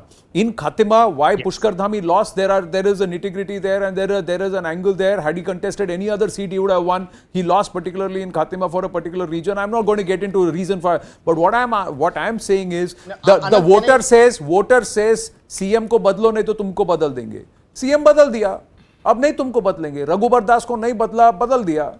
So the party, if you respond to what the voter wants, if there is anti-incumbency against leaders and you change them, then perhaps the dissonance goes away, dissipates. 45 to 47 candidates in the first 89 seats the BJP is going to replace. Irrespective of how good or how strong those leaders may be, if they have not performed and if there is anti-incumbency against them, they will move them. That's what the party is doing. Is that what it's working? PKD Nambiar. Well, in fact, I think Maria had a very valid point. She was talking about the fatigue. So how do you, a political party, when they are in power for the longest of time, how do you take out this fatigue into the public's eye? Is by changing the leadership. In the case of in the last 8 years, the BJP has changed 3 chief ministers in the Gujarat, and now the party, the people of Gujarat do know that if a chief minister is not performing very well, it is not a permanent place. He will not be there forever. Like in the case of Congress, for the other hand, we know what is happening in Rajasthan right now. There are 2 people. Are you trying to say, PKD Nambiar, as long as Prime Minister Narendra Modi is the monitor of Gujarat, the people of Gujarat know that action will be taken if they have a problem? So are you trying to literally say till the time PM Narendra Modi is there or Narendra Modi is there, Gujarat is secure with the BJP? There is another thing which you need to always think from the point of view of voters. If today's voters in 2022 would like to have a political party and the leadership, if they are delivering, they would like to keep that particular party, irrespective of a political party. So you will find even in like a Kerala, we have never seen a government coming back, but we have seen Pinarayi Vijayan coming back. So this is the same thing. Even in the AIDMK case in Tamil Nadu, they have got the second term, so which was never the case in the Tamil Nadu too. Always AIDMK, DMK comes. So today's political scenario, if a political party and a government is performing decently well without corruption, then they will be given another opportunity. You know, PKD and Nambiar, one point that I want to make particularly right now is that the time has come for all election psephologists and election analysts to revisit their lexicon. The reason why I am saying here is that here is a party which is winning a state consecutively. You have changed chief ministers and you continue to win. Right now also it's clear on the ground, it's a one-horse race. Election is yet to take shape in the form of issues. Is there a dominant issue? Can you point at one issue that will define the battle for Gujarat? No. Right now, no. There is no such issue. Similarly, when we saw what happened in UP, the lexicon changed. When a government is repeated, people have multiple reasons. I keep on saying about the push and the pull factor. Is there a push factor? Is there a pull factor? No. Right now in Gujarat, there is no. The only pull factor or the magnet is Prime Minister Narendra Modi. It is purely him who was, and people on ground are crediting. I was in Gujarat recently and I was talking to people and they said it is only Modi who brought the change in the government. He said, and as long as Modi is there, Gujarat will continue to depend and trust PM Narendra Modi. That seems to be the incentive. Just to add to that, you know, the line is very clearly drawn as far as this election is concerned. You're talking about the Narendra Modi factor, the BJP factor, despite changing chief ministers. The bottom line is that if the electorate did not see the Congress as an alternative to the BJP in all of these years, can the AAP suddenly convince the electorate that they are the alternative to the BJP? To do that, what do they need to do? They're playing that sort of Hindutva card. Will that work? Will their freebie model? Will that work? You know, so it's very clear. You have to do something to present yourself as an alternative. The Congress has failed for 25 years. So what is it that the AAP is going to bring out of its hat? To convince the electorate that no, we are better than the BJP in a state like Gujarat. That's just bottom line of this election. Okay. Very well said. I've got Arunima, I don't know if she's still live with us. Arunima says that the phases actually mirror 2017. So there's hardly any change and she's put out the similar map. Let's look at 2012, 2017 and you pulled out Saurashtra region. If you look at 2012 and 2017 and 2019, same Saurashtra region. Where did the Congress gain and were they able to hold on to any of it in 2019, between 2012, 2017 and 2019? Yeah, so Saurashtra, as I mentioned, was one of those areas where the Congress gained the most and the BJP was behind the Congress out of all of the 4 regions we have. Very quickly, this is phase 1 as it is mirroring the 2017 election. So this is again in 2022, the constituencies and the regions that will be going to polls. First in phase 1, which is December 1. And that's 89 out of the 182 seats. Those are the results from last time around. You see almost an 8% difference in the vote share and 10 seats difference as far as the major contenders are concerned, which is the BJP and the Congress. And then this is the north and central region, which was phase 2 last time around also. It is again phase 2, 93 out of the 182 seats. 51 out of those was won by the BJP, 39 by the Congress party. But the vote share also continues to be big. You wanted to see Saurashtra? If you take Anand? Saurashtra and say 2012, and if you were to plot 2012 and then come to 2017, see 2012, there are pockets except in central Saurashtra and One second. You have Saurashtra. So this is Saurashtra from the 2012 elections. So you have all of this. Central, all of this is with the BJP, right? The moment we go to 2017, it's all taken over by the Congress. It's just colored blue. It is obviously the region where the Congress gained the most, but I would urge you to look at the vote share as well. The vote share was tied between the two parties. The seats, though, did go to the Congress more in the 2017 Say, election. and now if you look at 2019, what happens in 2019 Lok Sabha? 2019 is a different picture. It's just gone. The Congress wasn't able to carry forward the gains of 2017 to 2019, but it is a different ball game. It's a different ball game altogether. Lok Sabha elections we have seen. Let's look at Odisha. It goes to polls simultaneously. Assembly, Lok Sabha held together. In Odisha, the BJP makes gains. In Lok Sabha in 2019, in Assembly, it's Naveen Patnaik all the way. So I don't think so. It's a fair analysis anymore to make that comparison between that. PKD Nambiar, I'm coming to you. You were in Ahmedabad, as you say. What exactly is the issue among the first-time voters? Because the first-time voters do not have the memory of the tenure of governance of Prime Minister Narendra Modi. So the first-time voters, I call this new-gen voters, who are social media-friendly people, and in that friend, whatever is the glittering things, the new things which is taking place in Gujarat do not have the similar kind of a challenges of a UP or any other places.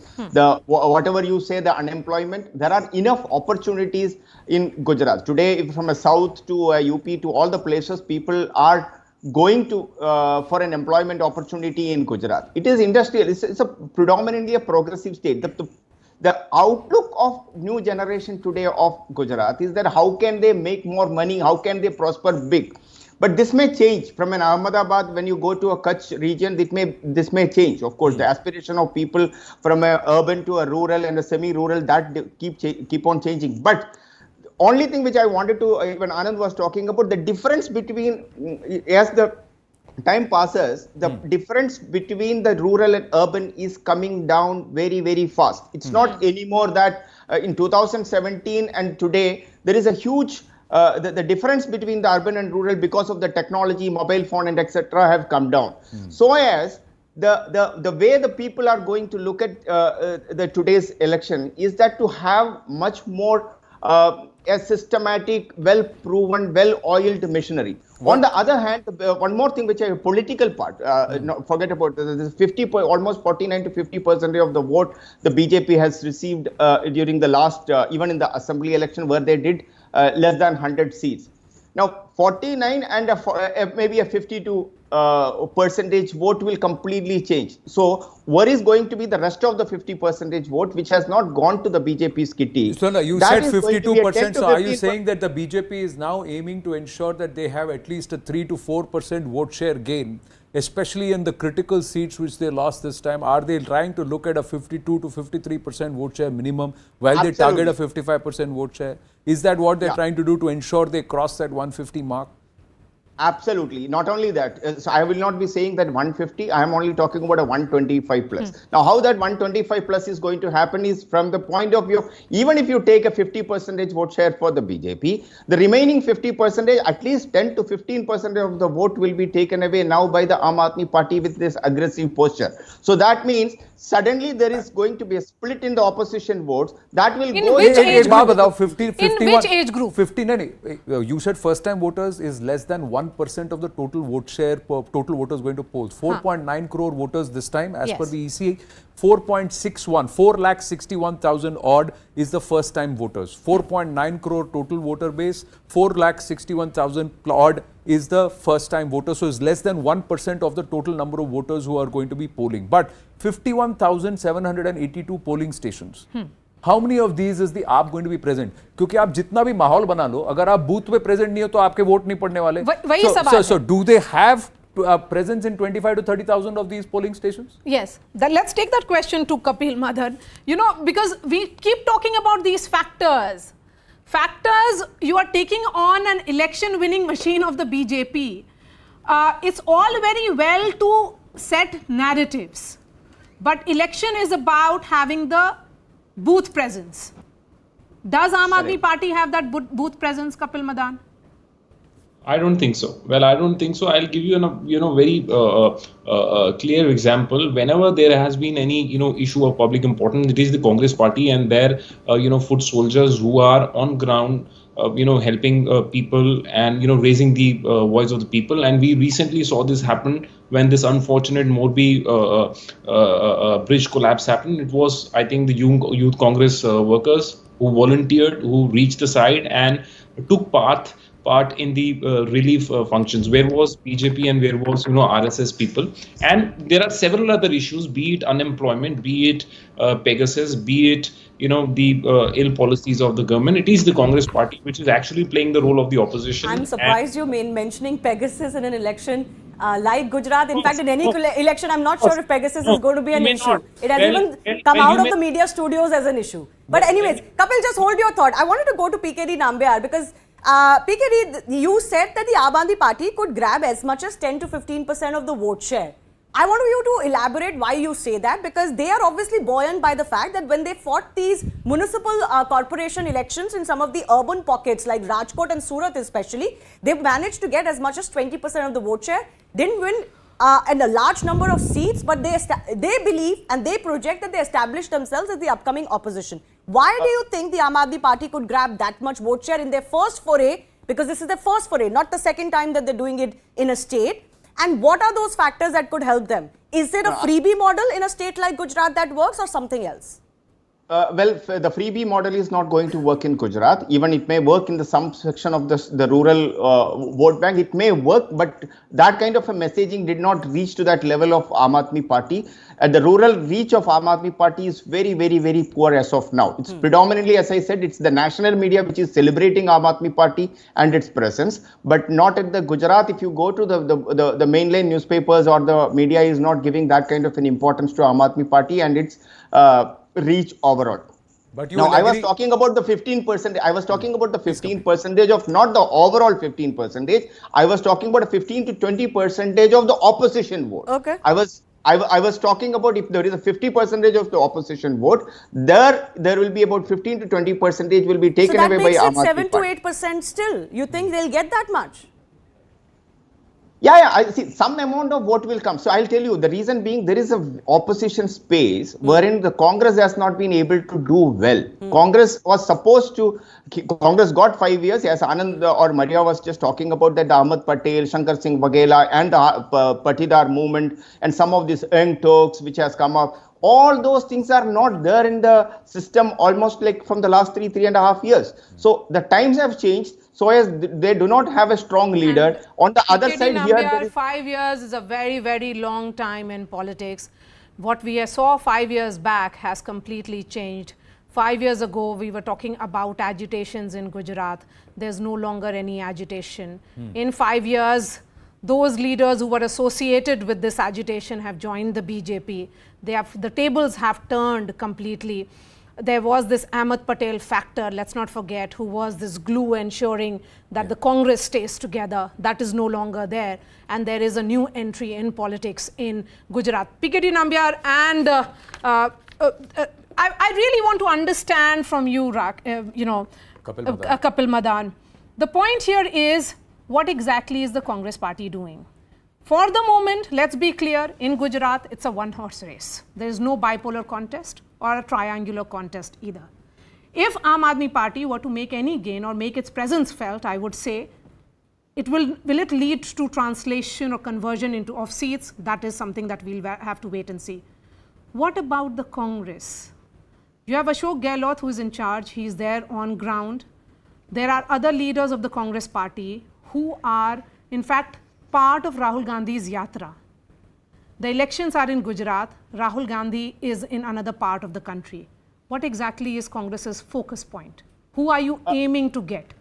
Now, the factor, the major factor, where the Congress will, play a crucial role is through the yatra itself. And in fact, we saw how Gujarat, how BJP is basically pursuing the Gujarat election. We saw Bilkis Banu's convicts were released, and in fact, when is the yatra going to Gujarat?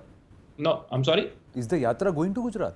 So that's not the point, Anand. That's not the point whether the yatra is going to Gujarat or not. The yatra, the message of the yatra is to highlight the divisive politics of the incumbent BJP government and to bring the country together, to bring all. Well, sometimes, Kapil Madan, I have to laud you for taking the effort to try and make an argument when there is none. You're saying the yatra is not going to Gujarat, but the message of the yatra will go to Gujarat. And can I just point out, Anand, this so-called divisive politics message against the BJP, I'm sorry to say that doesn't work in Gujarat. Please know the state that you're fighting the elections in. But my concern right now, and I'm going to bring Maria in this, see, sometimes when you have a pinprick, it happens on the toe or here, but it leads to a big migraine, big headache. This pinprick is Morbi. Do you think that could perhaps come back to hurt the BJP if there is no palpable action seen in the next 5 to 7 days? Because there are people in Gujarat who are saying, what are you doing? What's the BJP doing about Morbi, about punishing the people in Morbi? All the 48 hours that we heard the narrative emerge from Morbi, did any of them question the state government? Did any of them, because there were sound bites coming from the ground zero, Anand.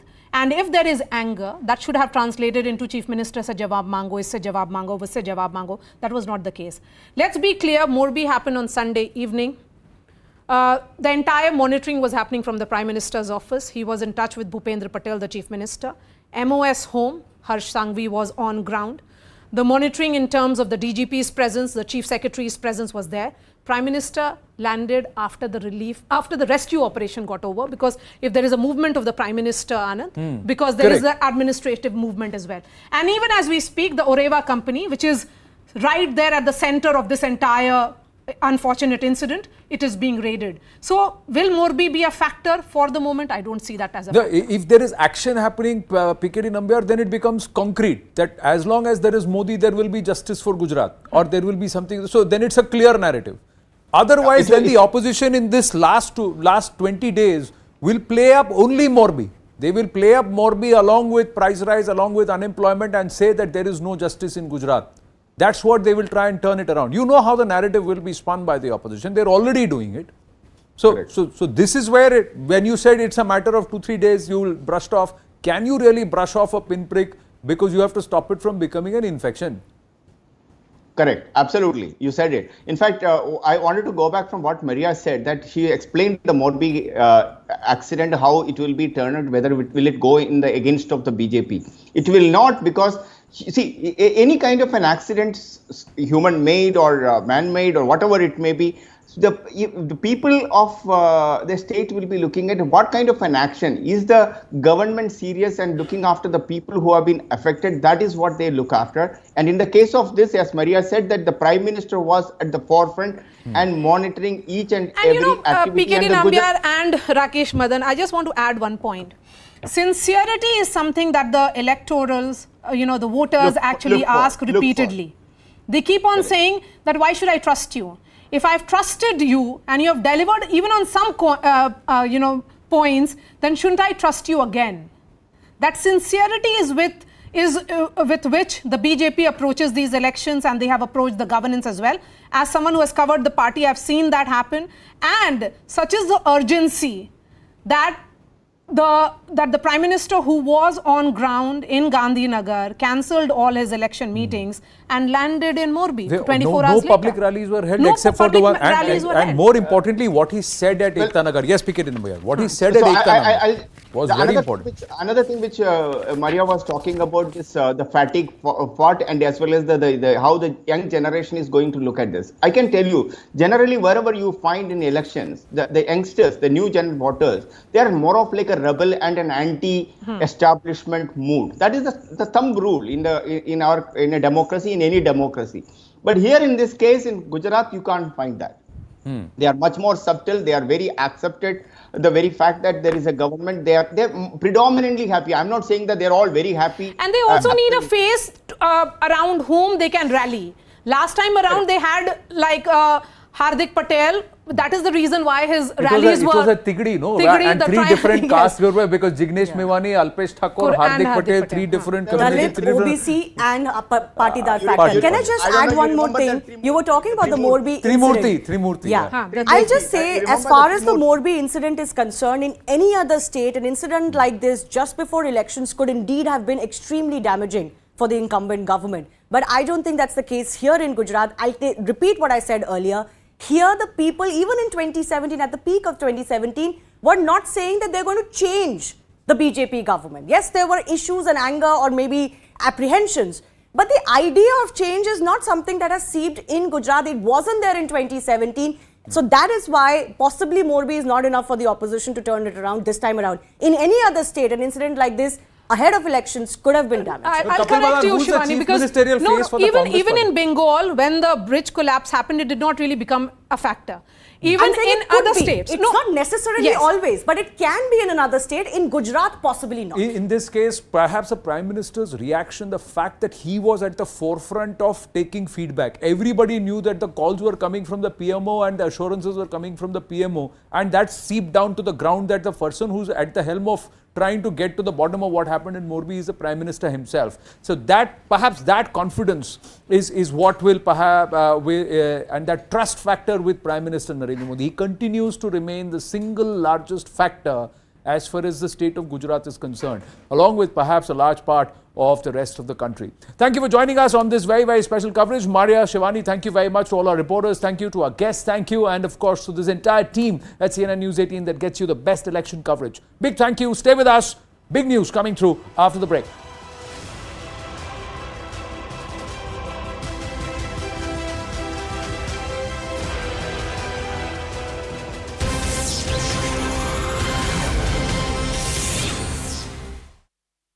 Well, good afternoon. Thanks a lot for staying with us here at CNN News 18. I am Ridhima Bhatnagar. We'll be getting you all the top stories over the next 1 hour. Of course, the dates as far as the Gujarat elections are concerned, they're now out.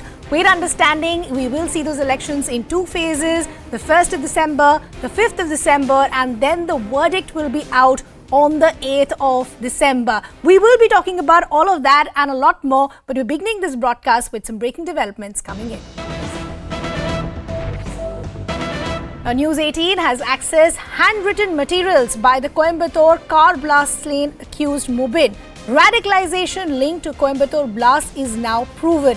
Now, News 18 has accessed the handwritten materials by Mubin, in which he has explained what jihad is and that handwritten ISIS flag as well. Remember, the NIA and the Tamil Nadu police carried out door-to-door checks in Okadam area in Coimbatore yesterday. Let me bring in my colleague Purnima Murli, who's been tracking all these developments for us.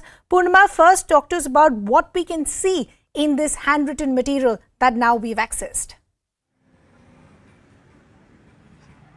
Well, it's a 4-page document that News 18 Tamil Nadu's reporter Guruswamy has accessed. In fact, the first note says that human beings are divided into Muslims and non-Muslims, and then talks about the role of Muslims in the Holy Quran that they read.